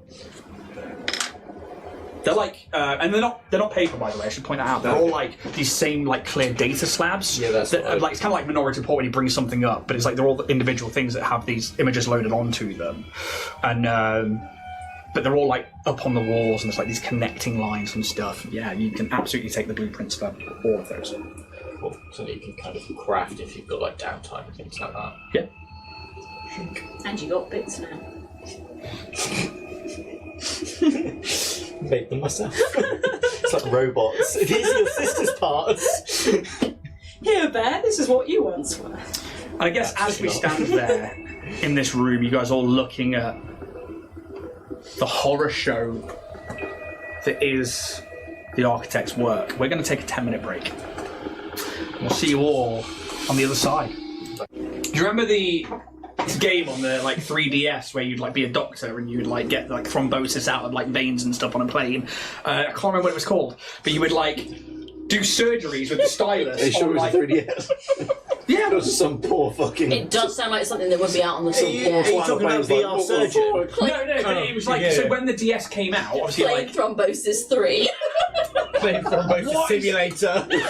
you did like it's essentially like you did different surgeries and stuff. And there was like a storyline to the game where you were like an MD, and then you would like go round and people like, we've got a medical emergency. We need you to get out this intrusion, and you would then like do surgery to like take away the skin and stuff like Get that. this Buzz Lightyear out there.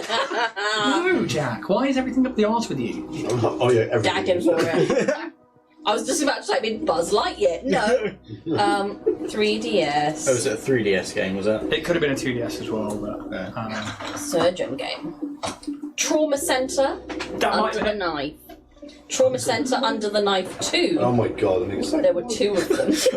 I've typed in and it comes up with planes, fire and rescue. But it's a really good game, and I played that a lot. Do you remember there was like a surgery game on a DS where you would like be performing surgeries on? Vaguely. Yeah, I can't remember the fucking name of it. And it's really bothering me because Was it really anime-y?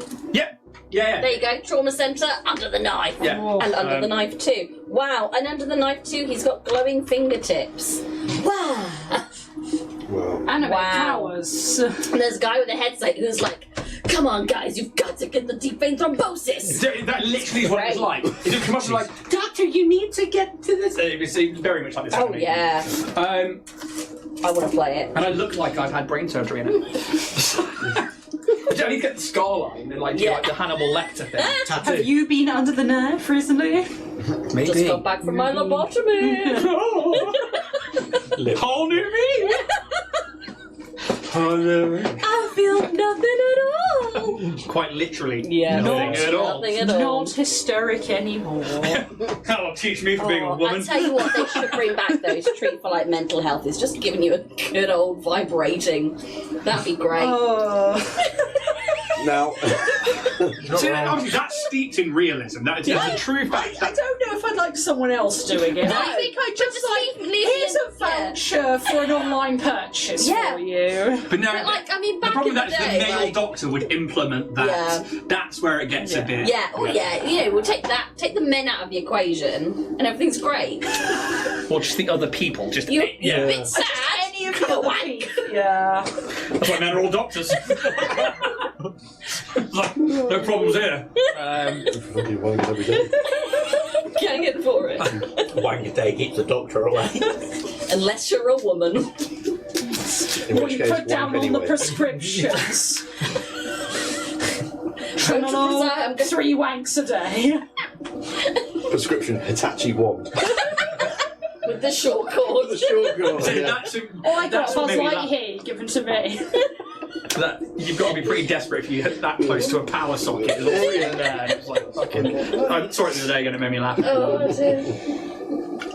Obviously, we are diving further and further into the history of whatever's been going on here since you left, Kaz. And you are seeing these experiments. You found the secret notes that say about like the smoke and mirrors, the lies, and you know you could think about like if you'd come through this the other way, you'd have found like the draconians in their decay. You would have like come through and not really known what was going on, and then you might have found the notes later on. I mean, what are your guys' thoughts and theories? Oh, it's a fucking mess. It's not a jinx. Yeah, I pretty much. Jack said it there. It's just a fucking horror show. Mm-hmm. It's just science very much blurring the line between unnecessary science and what's going on. Essentially, what's going on. It's just testing on things and people for the sake of testing on them. Why? Yeah, very much trying to. I think it's them, either the architect trying to make the perfect body for themselves, or for Nimbus, or are they the same person? I think it's the acts of desperation Yeah, right now. it's They the. just got to the point Because where the they'll pressure's try on now. absolutely anything. Because we've known about the network of scientists for a while, and we never could quite piece together what was their core, whether it was like a race to evolution, but like, Is it just Yeah. the Dominion of Black? I don't know that it is the Dominion Black. You've I had think that one might be person, separate. This entire thing. Yeah. I don't know. I mean, they may cross over in a slight Yeah. Venn Oh, yeah. diagram. There might be one or two in the science Venn circle clause. Yeah. So, because maybe try and get a god, try and reborn as a god. I was thinking, trying to get to the point where it's getting into the egg and getting that power and being in the perfect body. Because what's more considered perfect than God? 2 gods. That's what's happening. I'm wondering if it's a separate event though, like because we know we've got the orb stuff going on, Yeah. which is leading us more towards that side of things, whereas the Dynatech side of things, I think, is a separate entity. And I wonder now that we know Dynaxis was like possibly the storm, did something happen where their power was diminished? Maybe they're like, because dragons are typically quite proud and things. Is it a kind of case of I could never let this happen again? I need to achieve perfection, and we're going back for a land grab. Was Vorag ever involved? What was Vorag's like? Fuck that guy. Dragons. We keep coming back to dragons and deserts.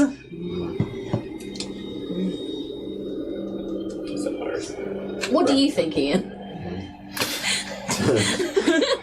One hears many things. Whether the truth is among them is yet to be found out. I think I've heard over the past, I would say 10 episodes, a lot of theories. Through breaks, through before and afters, and during shows and drift debriefs. And some of them are so far afield that I'm like, I'm not saying anything, but if I was in an escape room, I'd be giving you a clue telling you not to overthink it. Whereas other things have been very Sounds about close. right. Whereas other things have been very close. Something has been bang on the money. And I have written here at the bottom of my notes that there was a cred stick going to somebody for that. Somebody here. Yeah. Who was it? Where is it? Someone not in the room. Someone out of the room. We're going to send him out a Cred stick. Send Geek for a cred. He does deserve Yeah, in fairness. He does deserve He's got a special deal with cred. Oh, that's Oh. exclusive content. Somebody has said something in passing over the past 10 episodes that has been bang on the money. What did anyone say 10 episodes ago? I'm surprised Pez hasn't died. So am I. Pez is a monster. Pez is dying. Dimberstein. Dimmerstein? Dimberstein. It's Diggles Dimmerdome. Oh no, what's it? Dimmerdome. It's Doug Dimmerdale. Dimmerdale. And I don't Dimmerdale. What else do you think is happening? What fucking isn't happening right now? I mean, it's just. Well, I mean, we're being run around, obviously. But We spent so much time. we also haven't. We've run through this. Yeah? Pretty fast. You have run through this entire structure. You have been slowed down, but you have come through it as well at a reasonable pace at the behest of your own abilities and rests and stuff. And you have had a few rests, but not. You know, at one point you had 3 really massive encounters within one period of time. Yeah. And again, that was like, you know, you have to choose, do we press on, do we stop, do we rest? And, you know, that's kind of the whole point, really. And now you get to this point and you're seeing somebody has clearly gone, I'm done. Shut it down.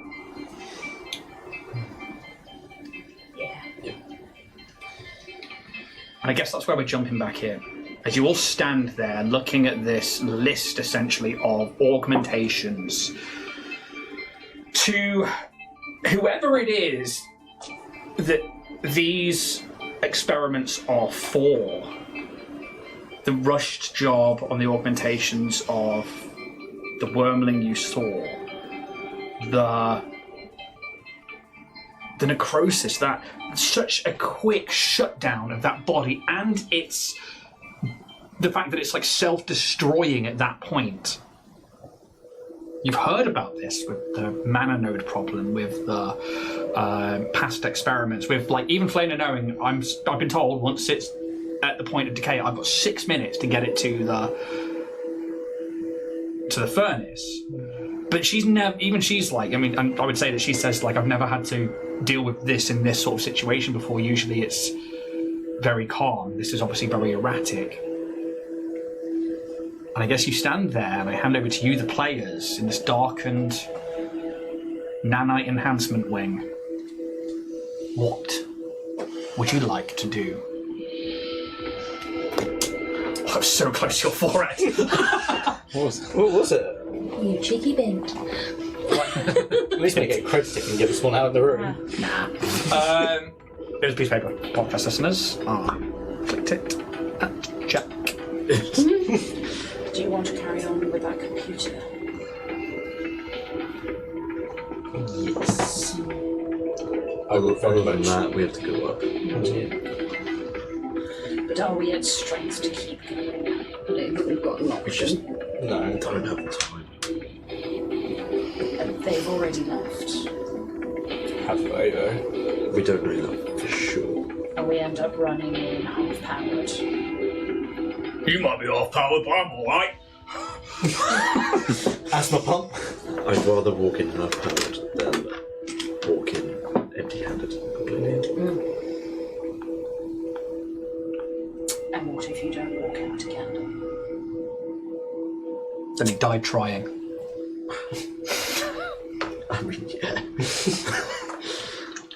For me, anyway, that's them escaping this place is the worst thing that can happen because we don't know where they're going next. And if they've already gone, fine. We can look.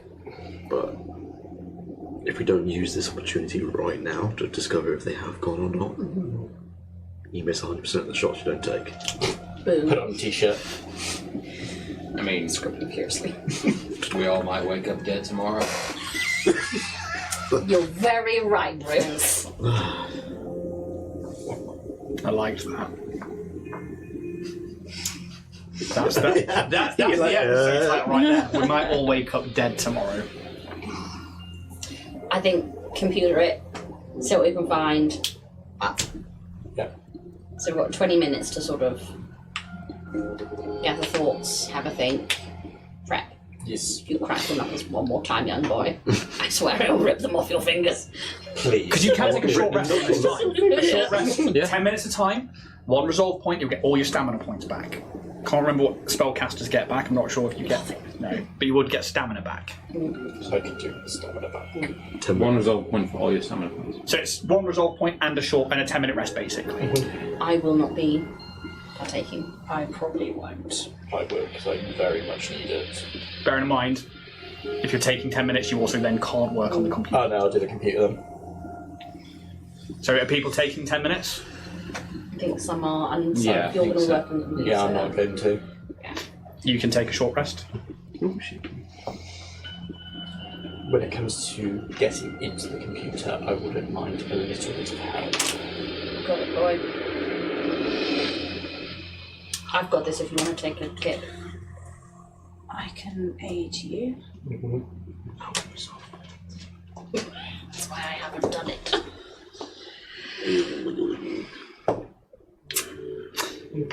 So when you decide that, you going in, yeah? So you are spending like 20 of these minutes to basically hook up this computer. I will give you a engineering check to get it working, or to a point where it's like not completely broken. Yeah. It's So powered would that be considered part of my tinkerer's feat? Because that's considered a move. I can get it past the point of broken. Yes, you can also take. Does it allow you to take 20 on that? Because you can just take the 20 minutes to take 20 on this. Bear with me. I did a quick skim. I can remove the penalties associated with the broken condition of a single piece of equipment until the start of my next turn. The item becomes unusable for then 10 minutes and retains the broken condition until fully fixed. So that's like a 1 round thing. So like, you know, if an item is like broken or So I can quickly use it. So I wouldn't use that because I'd rather get it into one work and then powered up just to shut it down. Like, I've got 6 seconds. Ooh. Yeah, exactly. So no, I would just make a normal engineering check. Yeah, and you can make it. You can take 20 on that if you want. Depends if you want to try and do it in the 10 minutes or if you want to actually take 20 minutes while these guys are getting a 10-minute rest. Yeah, that's up to you guys to decide. I just worry about taking up too much time and stuff going. What if on. they're already? If we're already taking 10 to rest? Maybe I'll take the 10 and then we can all look at it. So obviously take 10 assumes that you rolled a 10 on the dice. Yeah. Yeah, I'll go with take 10, so 33. You definitely get it to the point where you've got it powered up. I would say mark off, please, one of your high-capacity batteries. Just you have to hook this up to the machine, so that's going to be gone. And you eventually watch as like you kind of you strip some of the cabling, you fix it all out, you find some like the burnt out solenoids and areas of like motherboard, and you're able to switch some bits out. And eventually, with this high-capacity battery, you watch as the screen flicks to life, and it comes to a login page. I heart nanites 69. I don't try that. I should say that during that 10 minutes I will spend 2 surges to do my regeneration. So that's 60 stamina points over the next. How many more surges you got in the day? I have 9 per day. I've only spent these 2 right now. Didn't you use some in the previous bet? Also to get some stamina back. Have we had any combat in the previous app? Didn't have any combat then. Maybe for Felena and Rag with the cloud and the nanites. I haven't used my cloud for a while. Fair enough. I have it in my mind that you had, but it's cool. I don't remember doing so. I'm pretty sure I haven't. I'll rule in favour of you this time. Thank you. I'm pretty sure I Because it's a haven't. game and I'm supposed to let you have fun. Are you doing a computer check? I will wait for everyone to rest up, gather around, and try and find the data jack spot. There is a data jack spot. You can easily like plug in. You just kind of see his head kind of like glitch back as he's kind of just puts himself into It's like a coup de grace against you. Something you break your own neck. just full funny. He like walks into the corner of the table. No, yeah, literally just like dies. takes back, just hits his head against the table. Just like, Oh, he was standing in a doorway. Dangers are serious. You can just fall over and. Yeah. Sorry, Paz. that's right. Next character, please. I've got like 4 lined up with the different. Yeah. So you can plug in, and you tell me what's happening. I'm very much going to see if I can get, not necessarily like root access, but kind of get past that initial password to try and get access to it, so I can potentially see files. So it is a hack to try and just log in, please. Bear with me. I want to check what my... It just like lowers the DC by 5 or something. so it's +2 circumstance bonus for me data jacking in, but my feat is the... I'm on there, that's why I can't find it. I'll roll it. Do you need help with it? Yes, I will. So that's That's what I asked for. Yes, I'm also spending my hero point for that. That's just a Cool. I'm 3. going to see if I can get the plus. Is this half my level or less? It's only because I can roll twice otherwise. It is not top level, but it is a tier 7 computer.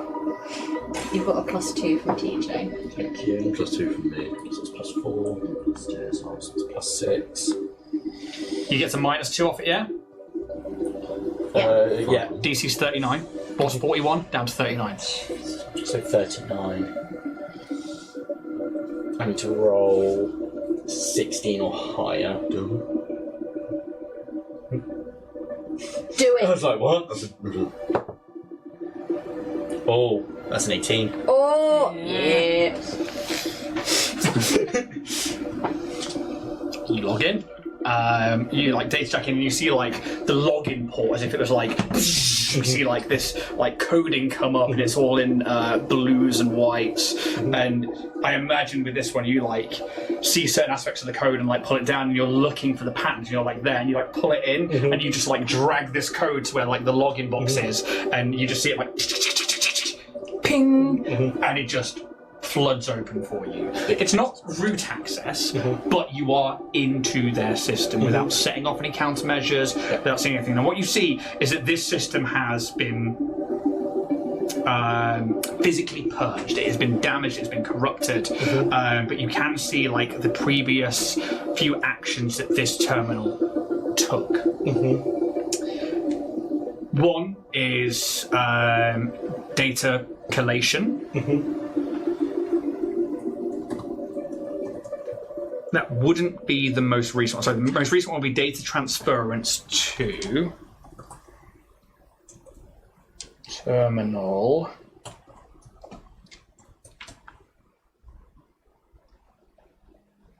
It's got a name. Yes. Gertrude.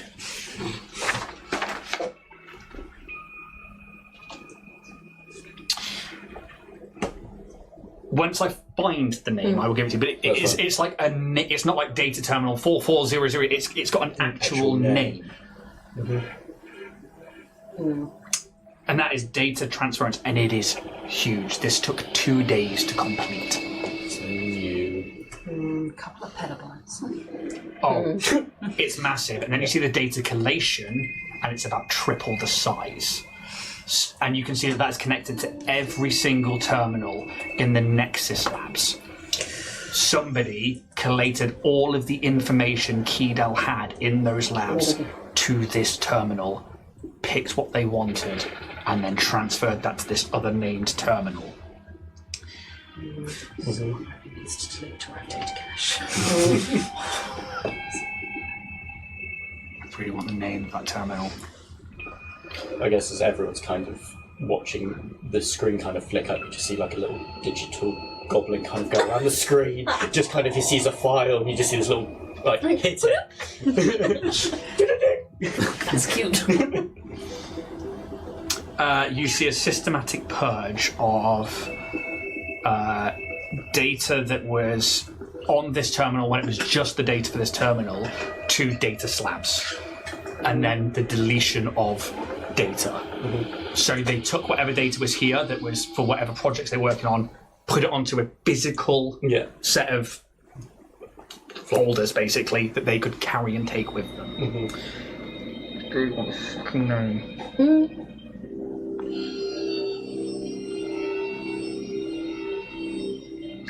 I'm going to find that later for you, but you just kind of see on my custom rig just going, shall I go deeper?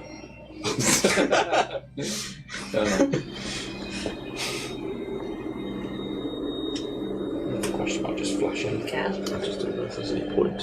I know. They've taken everything they wanted, deleted the rest. oh, there's one more. Okay. There is another named terminal and a very, very small, I mean like tiny data transmitter. A message has been sent to a terminal called Novablade.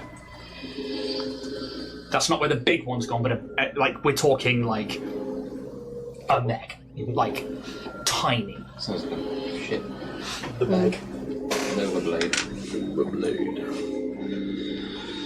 Does it say who was logged in? Bristol Neretos. There is a key log to it, and it will actually say the architect, and then within file names it then has Bristol Neretos. Bless you. Right. So it does just confirm it was here at least 2 days ago. I mean, The date. sorry, go on. The data transference, yeah, that all started 2 days ago. The purge happened about 12 hours ago. On one hand, even if you do set up the countermeasures and it deletes everything, what are we losing? There's just part of me that wonders if there's anything in the like the cache or the deeper. Yeah. I mean, it's Pardon you? it doesn't hurt to try to find out more information of what's going on. No. I know time is of the essence, but if we can work out where these have gone, it gives us a place to look next for where the architect's going. I know you worry about him disappearing. If we can find where he's scurried off to, Something about nothing.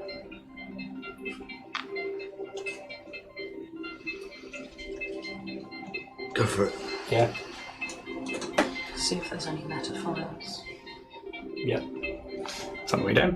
I'm gonna try and get the sort of next level of access, essentially, to see what more has been left behind. If I can work out where file transference has gone, you know, if there's been like any cookies left.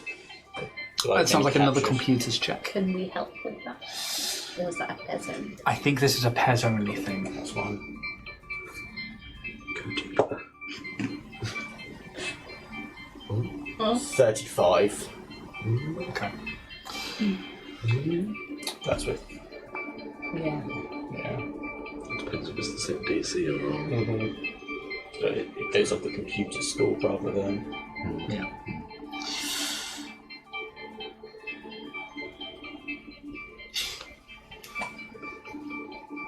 Another data file is found that was sent out to, and it says subject 1.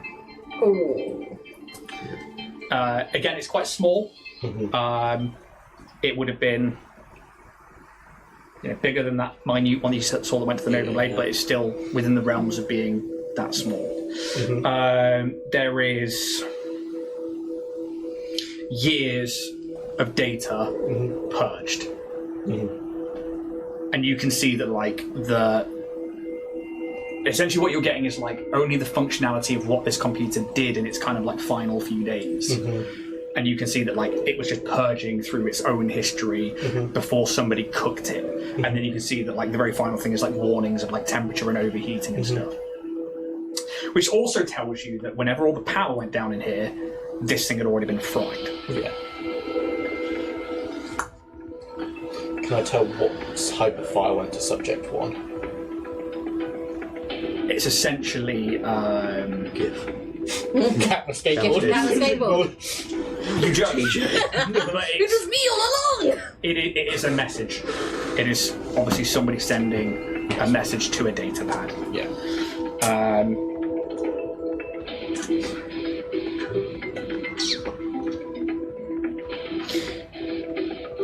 I think what you see is that the name, because I can't find it, is going to be something like Wings Embrace.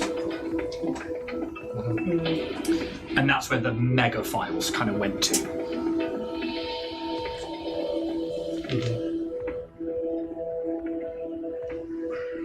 I think that's where you're going to get. That's fine. I guess what everyone sees is you kind of see like these little things kind of flash up. It's like almost like you see the little goblin on the screen kind of rebuild them and they just kind of flash up so you can see it easily on the screen. And then as I'm kind of coming out of the system, you just see the little portal kind of come up and you just see Pez's sprite walk through it and just kind of gains consciousness. It's like, Wings Embrace? Ring any bells? I'll retcon that if I find the actual name. Yeah, Sure. that's fine. I mean, the first thought is dragons. Yes. Yeah. Does that come up in your book? Does it come up in any of my handy packed world Try books? access. You can make a check. Easy to culture check? Yep. I would like to access the data sphere. Computer's check for you. Does it mean anything to me? Recall knowledge check. Whatever name that might be. 25. Nothing for you. 40. No. Oh, nothing at all. Nothing. Nothing at all. 12. But I mean, so nothing for you, and nothing for you. But that's not to say that like it's not out there. It's just that like if it is a ship's name, there are millions of ships, and like some of them will have the same name. Other ones like, but nothing that's coming up. Criminal records, nothing notable, nothing like. There's no notoriety to it. So this feels like a code name. And then there's Overblade, a weapon. I think with that as well, you would imagine that to be a ship name as well. Okay. And the subject one was Zek. So he clearly Sneaky little Zek. he must know Oh yeah. more than what's Oh going yeah. on here. That's sure. Christian, what's the average drow lifespan? Too long. You can give me a culture check, and you can use your Pact Worlds book. That's better, thank you. 27. Wait, hang on, maths. No. Work out, does it? No. 29, 30, 33, 37. I missed a 10. 37. 37. Hundreds of years. Hundreds of years. They're elves. Yeah. And the elves, the dwarves, the gnomes, they're all so long-lived. You know, they can reach maturity about 100, and then it's, you know, they can encroach on 1,000 years. I'm just trying to make a mental timeline of things here, because Good luck. I know, right? Dr. Grimm told us that the architect they've been working on this technology for at least 100 years. Well, didn't you say that your friend Rokai was one of the subjects as well, way back when? That's what he told me anyway, yeah. Yeah. So this isn't a first iteration. This has been in the pipeline for a long, long time. Which means that, and we know that Dine has been around for a long, long time. Yes. There is an ancient thing running through this core line.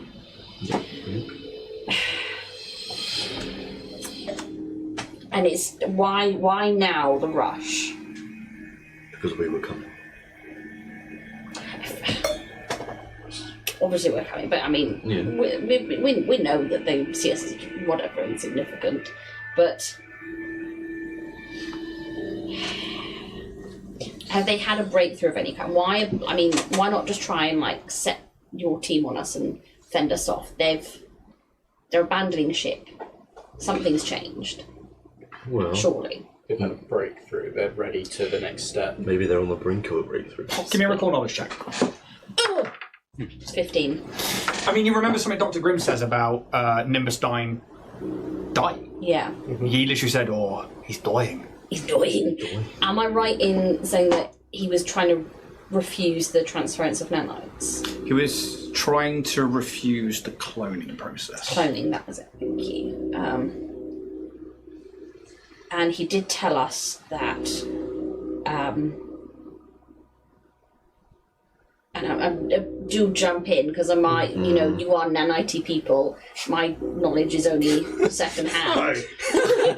I mean that in the best way, Rag. It feels like a slur. Sorry. Now you know. Right. Now you know how it feels. I feel bad about that. Now you know how it feels when you get called rat. But there we go. That they were trying to create a housing for nanites on the host because it has to be an organic evolution, which is why we're seeing it go so wrong in the draconic beings. So they weren't trying to create a house on the host? No, but they were creating a... So Grimm had you that were separate told about housing, right? two types of nanites. Yeah.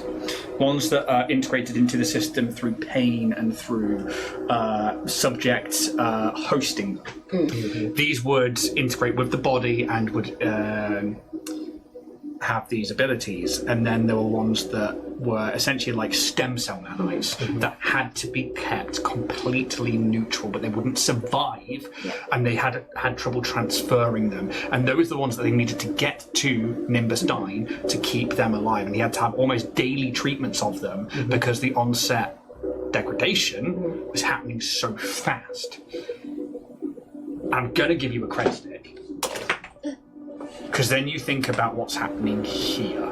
And you think about those wormlings and about how quickly they're degrading and that ripple effect across the wing and back again, and it just collapsed into liquid, into nothing. If something like that is happening to Professor Dine, and they were struggling to create nanites on site, and they had to continue to take them to him, and Grimm's job was to create this nanite housing that could give them this stability for the logistics side of things, of the moving over prolonged periods of time. Because it can take days to go from one planet to another within the Pact World, depending on whether you are around the sun. And Grimm told you his job was done. He was now a loose end. And you think back to the report, Grimm is now a loose end. Send the team after him. If he's gone into hiding, send the team anyway. Like, the architect is like, yeah, he's fucking, we've got what we need on him. It was done. So Grimm was, had the foresight to try and go into hiding first. And if they now have, there's got to be something in why they need to transfer these stem cell nanites in the first place, because they don't react well with host bodies or whatever, but there's something there. And that job is now done, apparently. Are they trying to essentially make the nanites more resilient, last longer, stable, so it doesn't kill Dine, and instead of... Yeah, and I'm gonna jump in there as well, because again you're pulling on the same thread. But it was something you were told is like Dine went for the nanite hosting treatment, and the architect went there to do it, and it went wrong. He began to collapse. His body rejected them, and now he has to have a constant feed of them for them to basically self-necrosis of these nanites. What if they use the decimal because they turn into super metamorphose? Then... Give me a recall knowledge check. You can give me a recall knowledge check. They don't die, they just... 7. Maybe? Yeah.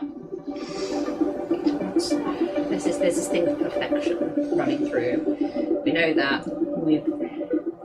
Can I make a recall knowledge to see if I can kind of flick back in my memory? Because in like Desna visions and through the kind of stuff we saw through Nerafira, we've seen Joanne a couple of times working on her own shit. Can I make a recall knowledge to see if I can bring up anything? Because I know she was working on like a forced evolution thing. Yes, you can. Come on, don't You fuck could me. be on the brink of a cred stick again here. Do I go further on that? Do I cred that? You have to take the new So recall knowledge is a set DC thing. Yeah. Most of the time it's going to be around 10 to basically recall something, but if it's something finite, it could be higher than that. Okay. This is a little more finite, Yeah. but it's not. You as the player basically have pulled on something, and you're Yeah. saying, so this isn't like a mechanical roll. This is basically Yeah. just to say, like, can I have GM help? Let's Yeah. roll for it, just to boost my memory. That's what a recall knowledge check is. You have to take the newest roll, right? If you stick it. Is that correct? Yeah. Yeah.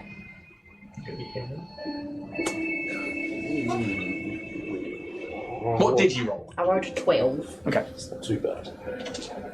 3.6 wrong. But you could do worse. Could do worse. I could do better. If you're not comfortable with it, I don't know. totally. I think no matter what you choose to do, you know that you've struck Yeah. something there with me. Because I'm like, I want to give you something, Yeah. but you know that you know that. I'm gonna stick on the 12, and I'm gonna play it raw, and we'll go from there. Because you know me, I like it raw. I really be safe. Be really safe. No. It's like the angel and the devil. Yeah, Joanne was working on augmentations, and you I think what you piece together here is these blueprints on the wall. Yeah. They are so similar to the ones that you have seen in passing in her office, or the ones that you've seen through Nerophyra, where they're closing down a terminal, and there are these one in particular is a wing. And that was massive and on the wall.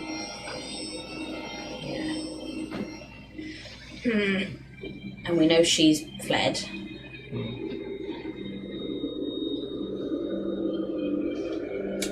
Start looking for a way up. You know where the way up is. In the old ops room of the bestiary. This was a cargo elevator that you would use to take your equipment up that would lead you to the perch and to the hangar bay that's there, but also now seems to be where they're bringing creatures down. It is the only access to the perch without taking the stairwell, which would have been through the collapsed tunnel. Perch room. Do it. Let's do it, teams. The only thing we have left to do is to go up. Yes. So let's do it. Let's do it. We jump down. Is there anything in the elevator at the minute? Because there's not one of the bodies in there, is there? Do you want us non-nanities to check? I can see from the hole. The hole. There is another one by the elevator. By the elevator. Yeah, so just over here, in one of those cages, there is another one of these wormlings, and they're dead, but you can see these vapors of nanites just coming up out of them and then just collapsing. But it's caged. It is, but it's not an enclosed environment. Do you want us to get rid of it? Yeah. I mean, I could use this, and he's holding a massive grenade launcher. Maybe hold off on that for a No, bit. no point We in might use using that later. Yeah, we go. Save it for something really special. Because you're really special. Anything special with grenades? Yeah, Rag. But think about how extra special it could be. Save it for Zara. Bonk. You're not at 19. No. I can go and How help. am I? I'm not supposed to get Right. grenades in them. Yeah, us non-nanite bunch will try and go and clear the Yeah. area. I can't do much. I'll stay up here. I mean, you work your way over to it, and you can see that there is essentially a white dragon wormling in this cage. They are dead. There is half the face is melted away. The scales have all melded into one icy kind of crystal, and you can see where the innards. A few of the nanites are still repairing things like a lung or a. You see this gland on their neck that's just a shard of crystal. Continuously it frosts over and then melts. And then again, these like vapor of nights just like rise up and then just fall. You tell me what you're doing. I mean, Rapidly. we did pass it. We passed it without the last time. Pick it up. We did, but we want to get it out of the way so that the nanite bunch can get to the elevator safely. Otherwise, they'll get sick. I can adjust the gravity. You stay there, out of the way. I've already picked it up, Fire Dwelly. So, I mean, this is one of the only cages where it's locked still. I will point that out. So, out of all the cages, most of them are all that have these melt open lock, but the ones with the wormlings in are still closed. Yeah, I got it. I mean, just make me the attack roll. I'm pretty sure you don't have to do anything else. I'll just keep checking that. 3 times you're like... That is a 22. Yeah, I mean, do you like put your sword on and then prise it open? Is it like a shatter on like the door? I think it's like just a crowbar, sort of like. Yeah, and then you guys can pull it out. I would ask for an athletics check to try and move this. I mean, even as a wormling, it's big, it's heavy. So you guys need to make an athletics check, or you can aid each other. You tell me what you're doing. I just about scraped the aid. So 28. Yeah, you're gonna go for the aid as well. I'm I'll half give tempted to try. Yeah. lift from the knees. Do you know what? So this could be the attack. Then it's that one. Yeah, got it. Okay. So you get +2 from me. Oh, so that's a 19. 30. Cool. Again, wrapping it so we're not directly touching it. You start to like drag this creature across, and as you move it, like bits of it like puff out with these nanites, like one of the limbs will like fall off. No augmentations. Pick up one. The only one with augmentations that you saw was the original one. These ones appear to be in a state of decay for some other reason, you don't know why. But every time you have to like give it a big pull, another like cloud of nanites like erupt from it, and like that part of the body just like erodes away. But you eventually move it across to the other side of the room, clearing a way to the elevator. And you can see that the elevator is powered down. Yes. We might need to find some batteries. I've only got 1 left. Why don't we just climb? Oh no. How far up is it? Would I know? Probably about 60 feet if you were to climb up the elevator shaft. If you do a recce. That's not too bad. But you look up, you don't yeah. see a light above or anything. It's just like you shine a light up there, and it is like a closed hatch. Essentially, you know that it would separate and open as the lift would come up. Well, I can grapple on that. Fine. Kaz goes up. I just want to. I mean, I've got a 30-foot fly speed. You don't fucking play on There. Do you want to take a rope? I'm getting this. Yeah, I mean, Well, we need to open the hatch first. well, I mean, and he like just like slaps you on the back. Pretty sure we got it. Go on then. And you watch as like his wings just like erupt out of his back. Go on then, and he like flies up. Are you going with him? Follow him. Yep. One day, Kaz. You make your way Show you the clip to again. the top, and you see this. There is like a slight gap, and it's like a really bright, very faint line that separates this like 15 by 15 foot set of like sliding panels. As you kind of like both like latch onto the ceiling, I need you and Rag to make an athletics check to try and open it. Rag smashes that. It's a 21. Yeah, so between you both, you manage to start pulling it. You can't get them fully open, but you create enough of a gap, maybe like a 5-foot gap, that people could move their way through. Well, I think I've got it.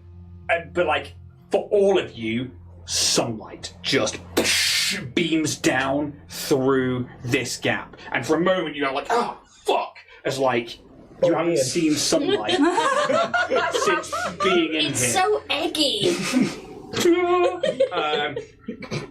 Good. Sophia is dazed for 1 round. But it is sunlight. Oh. And There shouldn't be some. maybe a little bit from the entrance of the perch. Not as much. Not directly above this shaft, no. Oh yeah. Guts. So, at this point, do you try and hook the rope here? Do you go up and through? What do you want to do? Maybe I'll, if the door's open, the hatch is open, maybe I'll step out onto the hangar, whatever it might be, and just do a quick recce. Give me a perception check, please. You will take a -5 to this as your eyes are adjusting from the darkness and flashlights to the sun-scarred side of 13. Percy's. 13.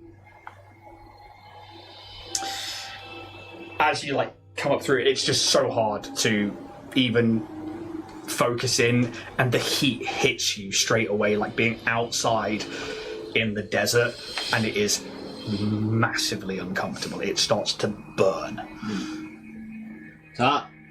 Rag comes up with you, hits his protections, and comes up with you like, "Ugh.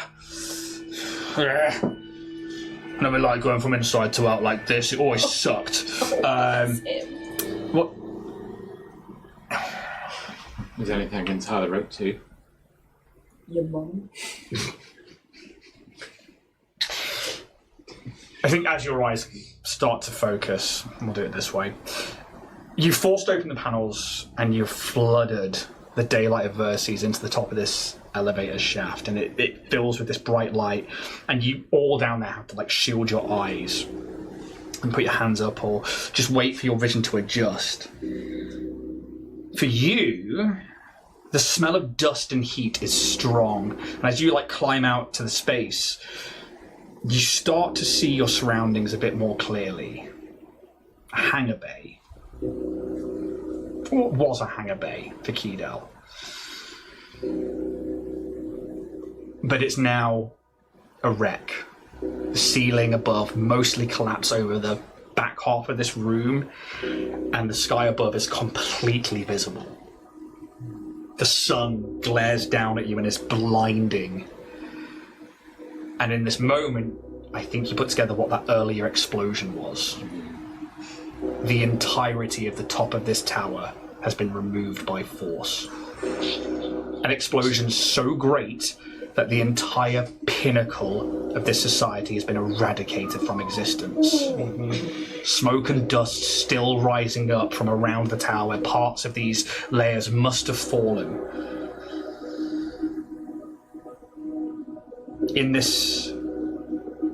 remnants of this chaos, you realise that there really isn't much of whatever this room was left. And the smoking, smouldering remains of escape for anyone that was up past here is merely left to just rock now that crawls out in little spires from the edges. And as you adjust, you see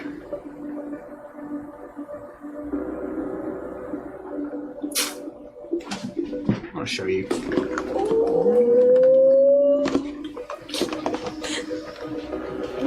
Clap done. If we had it.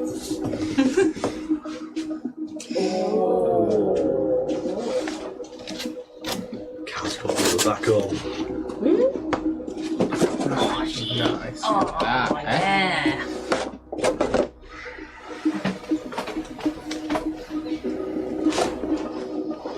Forward there, which is anything underneath can now be pulled forward to just steady it. There you go. And I'll bring this bit back a little bit further just to be here. A small one for those. Protect the tea There you go. cakes. Not the tea cakes. It's going to be like that.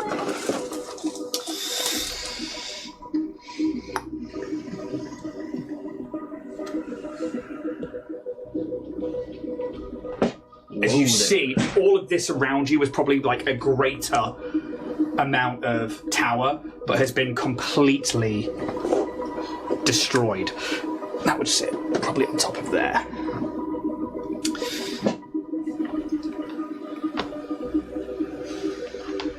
that's left is this rock that just juts out from the tower. The perch. In your short time here inside this stone tower, it's easy to forget how hot the sun is on this side of the planet. That unrelenting heat was only absent for you while you were shielded, and now it's back to show you how merciless nature really is. And you search for a moment, trying to take in the different shapes between the rock and man-made objects, now wrecked and smoking. And that's when you start hearing laughter. Audible, but at a distance. Took you long enough. Now, Zara.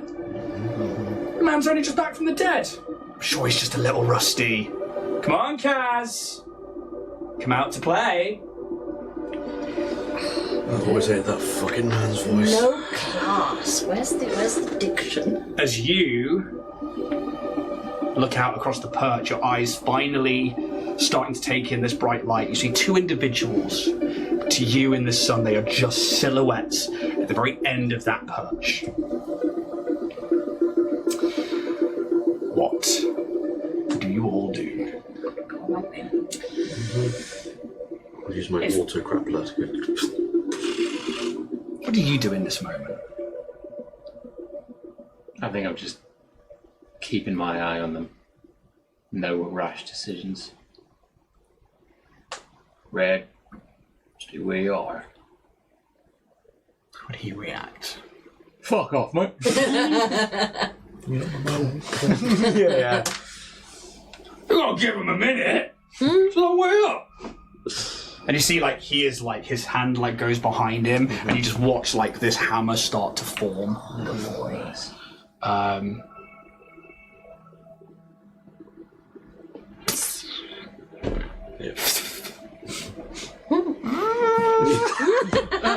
Stand there, grappler. You begin to grapple your way up. Yeah. What are the rest of you?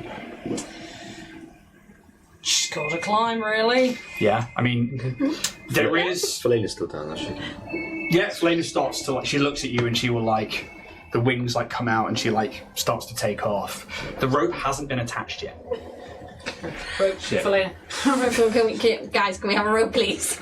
Please. Is there anything I can tie it to? Like, Give me a perception check.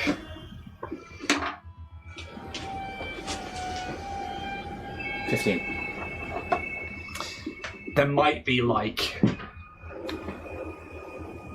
say probably like some of like the collapsed rock over here. You could probably like try and find bits of that. Bowling. I think as soon as you let's give somebody a perception check.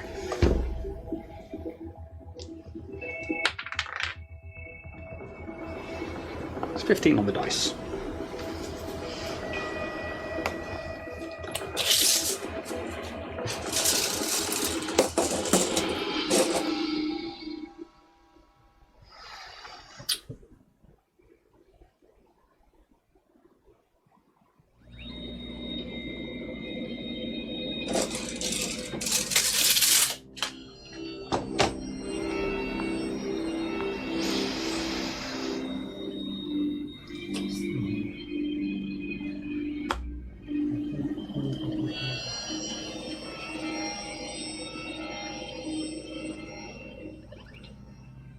It's 28 hit you.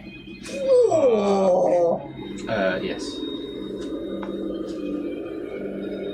You take 15 points of piercing damage Christ. as a from a pistol goes off. Shouldn't have done that. As you go to move with this rope, I need you all to roll initiative for me, please. Oh, again. Oh, Well done. Jesus, I need to get. Let's The start. highest I've rolled tonight is an 11. Oh no. 11. No, I've rolled a 7, so my initiative is 10. Better than me. Ow, ow. Your initiative count will be 9. Okay. Oh, someone else. Somebody rolled trash earlier today. Pez. She can keep 29. 29? Fucking hell, mate, calm down. Felina. Felina. Party with the body. 14 on the dice. Total 19. Kaz. 18. Good. Rag.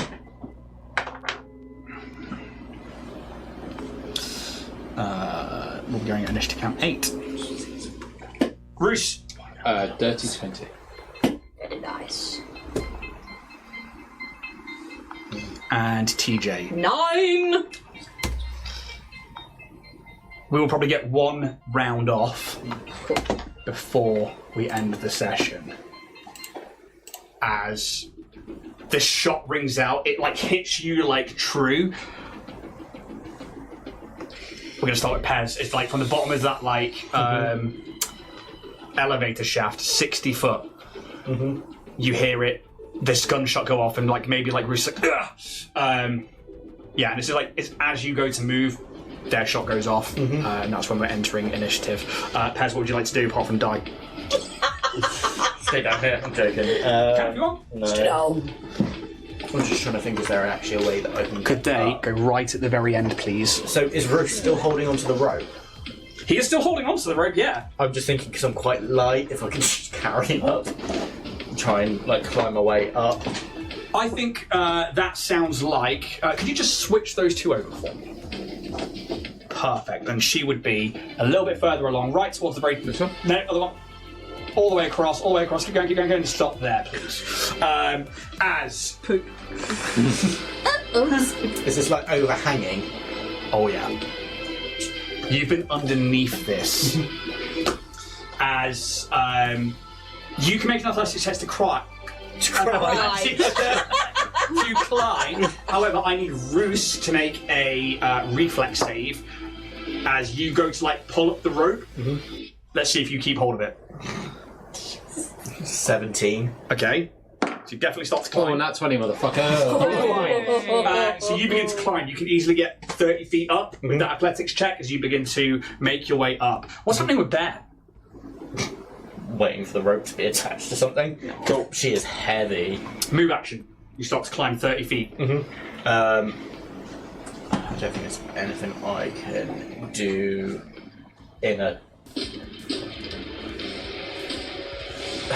This is gonna... Would I know if... That's what call him Vorag then. Farag's weapons use charge. They do, but the way that the nanoslites create them, you'll have seen it with Kaz, they basically have a certain amount of charge, and then once they're out, they have to basically discard them, and then... My thinking was I can do essentially what's called a remote... It's like my overcharge. Yeah. So essentially it would just be kind of giving them beyond their sort of capacity of what they were. That's just... where's the overcharge? Or have I got... No, I've got to be able to touch them, so ignore that. I'm just going to hold on so I can carry on climbing. You can trade your other action for a move action again. Yeah, I'll go up. Yeah, so I need another athletics check to see if you can climb the last 30 feet. 17 again. Okay, so Pez makes his way, and you would be basically... The line of it is this 5 foot here. Yeah. So I'm just going to put these hero points down as the gap. And again, you are like... You come out onto like... the top, you hear that gunshot go off, you see Roos starting to move. Roos, you see Pez has like climbed up onto the top, and again you can see that like the entire top of this tower has been blown away. I think it's that kind of like shell shock moment. He's like, what the heck is going on up here? Because I've got 35 foot of movement, can I move 5? Yeah, you can have another 10 foot technically. Kind of make my way towards the rock. Yeah, I mean that's which would be you. Yeah, there. thank you. And that would be you. As we move to Roos. Whilst holding the rope still, I'm going to use... I'm going to sacrifice an action and dash behind cover. Okay, so the rope is only 100 foot. Okay.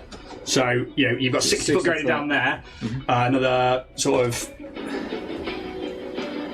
would be another 10 foot of it going this way. So you've only got another 30 foot left of that rope. Okay. Can I get behind that rock? Yeah, and you think like this is where you were aiming to go and attach it before. You Yeah. can easily get to behind it here Yeah. with your movement, and then you could try and spend an action to try and tie it on. Yeah. Sure. Okay, I would like an athletics check to get that on there, good and proper. Like that. Cred stick in. 29. You think it's on there, good and proper. And you guys like, do you like call out to anybody? Secure. Okay. You know, talk. Just down there. So the lift. movement, action. You've probably still got another. Yeah, I want to get out of line of sight if I can. Maybe just go to how much have I got? Probably about 20 foot. Probably get to just on the other side here. Maybe behind the rock that I've just tied on. Yeah. Yeah, just for now. And like all of this is like collapsed in as well, so that's Yeah. about the extent of the map is Cool. that one there. Felena has a fly speed of that one. So she begins to like fly up from that gunshot. She'll spend movement and action to move her full speed straight up and like dives like a plane or like a spacecraft. I think it does that thing where it turns sideways and you come out through the gap. She very much does that and has a mini around here somewhere. What do with it? Is she? Oh, that's Kaz. No, is she right in front of you? On the Next wall. to you, There it is. okay. She would fly out and then probably land just next to it there. She's like, "Stop! You don't have to do this!" You say, "Traitor!" Calling out from This another woman. Such a pick-me. That's all that they can do. Kaz. Grappler going up. Yeah. How far can you be with the grappler? Well, I kind of said it as Roos and Rag were going up. So, would you allow me the honour of having moved some distance beforehand? First Dragonborn wedding. You did say it. I'll give you 30 foot of it. Okay, that'll do. That's annoying. 20 foot.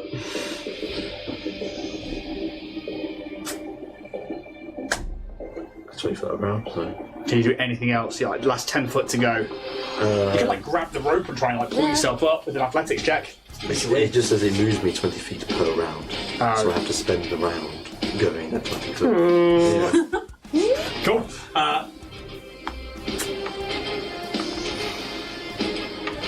Next up.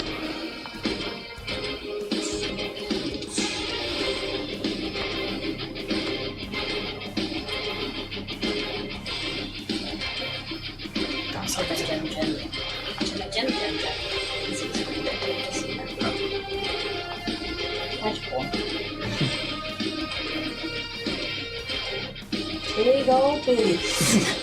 Alright, they call that my dyslexia.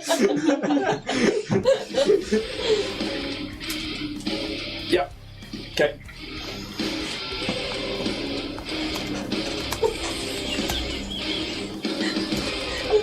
Something happens. Yeah. Sylph, you're up. Climb up a rope. Athletics check, please. I swear to God, this dice. It's a 10. You go to climb, but I just don't think you're ready for the athleticism of this bit, and you don't make it up. You could then spend your action to do a movement and try again. Yep. God, you got this. Come on, baby, Silk. 80. Okay, you climb the 30 foot as you begin to make your way up. Ready for it this time. Anything else? Anything else, so yeah. TJ. TJ historically has really bad luck climbing ropes. There's also somebody now And 30 there's foot up someone the like rope. that. Sorry. It's alright. TJ's kind of look at his data pad screensaver, which is a selfie of him and Kaz at Spooters. Just do it for him. I'm going to try and climb the rope. Athletics check. 3 for a 10. Same thing. Yeah. It's two of us. Try Try it again. Ropes. 12. What did you roll to get a 12, by the way? 5. Okay. But so it is doable, is basically what I'm asking. I hate ropes. Why did you do it? I might just sacrifice a battery pack to get the elevator working. What do you think? It is an option. I might. Yeah. What about the elevator? I think we all forgot. Yeah, I'm gonna. Yeah, fine, cool. Various trace computers. If you Why am I up here? You know what? I said that Rag was forming his hammer. He would have been using something else to begin with. As that hammer begins to form, he lifts up the grenade launcher. Distraction. Surprise! He's like, thunk, and takes a shot. It's not cocked, okay. Ooh. Just leaves loads of grenades spiked around. Seeing they're about to be like picked up. He misses. As it's very far away, the sun's in his eyes, and he just goes, funk, and it just. I need to roll. The streaks out there D8. are very far away. The ones up here are very small. It's a perspective illusion. God, look how small they've got. It basically lands like in the middle of that opening over there, so pretty much where the dark stains are. A bit further along, keep going, about there. And it just, you watch this grenade just go, well, those of you up there, watch it go, with like loads of fire, as like a very big incendiary grenade goes off. Does that count as cover for us? No, 'cause as soon as it's exploded, it's gone. No, unfortunately not. Those broken down ships might. Stops falling, they just fall down. Barrag then begins to run forwards.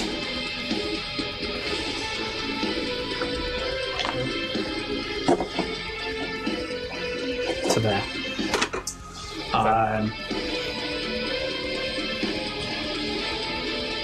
Deluna says you don't have to do this, but I want to. And then, last but not least, Zach. Just running in there. That's what he does. Now, none of you within 60 feet. More like 600. Get wrecked. That's a move action. Should have moved closer, bitch. What did you say? The downfall of the envoy. Distance. Something else happens that you don't necessarily see, and then who's up there? So Flana, Barrag, Pez. You can't currently see Roos. I will give Pez a perception check, but you have a -5 to this. Barrag does not. Flana does. 16. Okay, you watch as Zek pulls something out, clicks it. It's a pen. Take notes. When you tip it that way, there's an image of the founder in a fountain. It's naked. The naked founder. Drops his towel. Give me an engineering check. Oh, 39. They've detonated something, or hit the detonator for something. Whether or not that's going to go off now, or it's on a timer, you don't know. But you just see him smile in the distance, just like the silhouette as it's now starting to like focus in out of the sunlight. You just see this like very handsome, drow-looking male. It's like turns to Zara and clicks something, and then pockets the device again. And we will pick up with that next week. Yeah. Otherwise, thank you very much, YouTube and podcast. we're in danger. Yes, you are. No. We'll do it for the debrief. Just thought of something. Until next week, we will see you all somewhere else online. Thank you so very much for Somewhere else. I didn't know what to say. I was like, He's put it in the book. Thank you very much, YouTube and podcast. We'll be back for the Drift Debrief if you're watching live on Twitch or if you are a YouTube member. Otherwise, we'll see you all next week. Have yourselves a fantastic one. May the dice gods be ever in your favour. Bye, guys. Bye.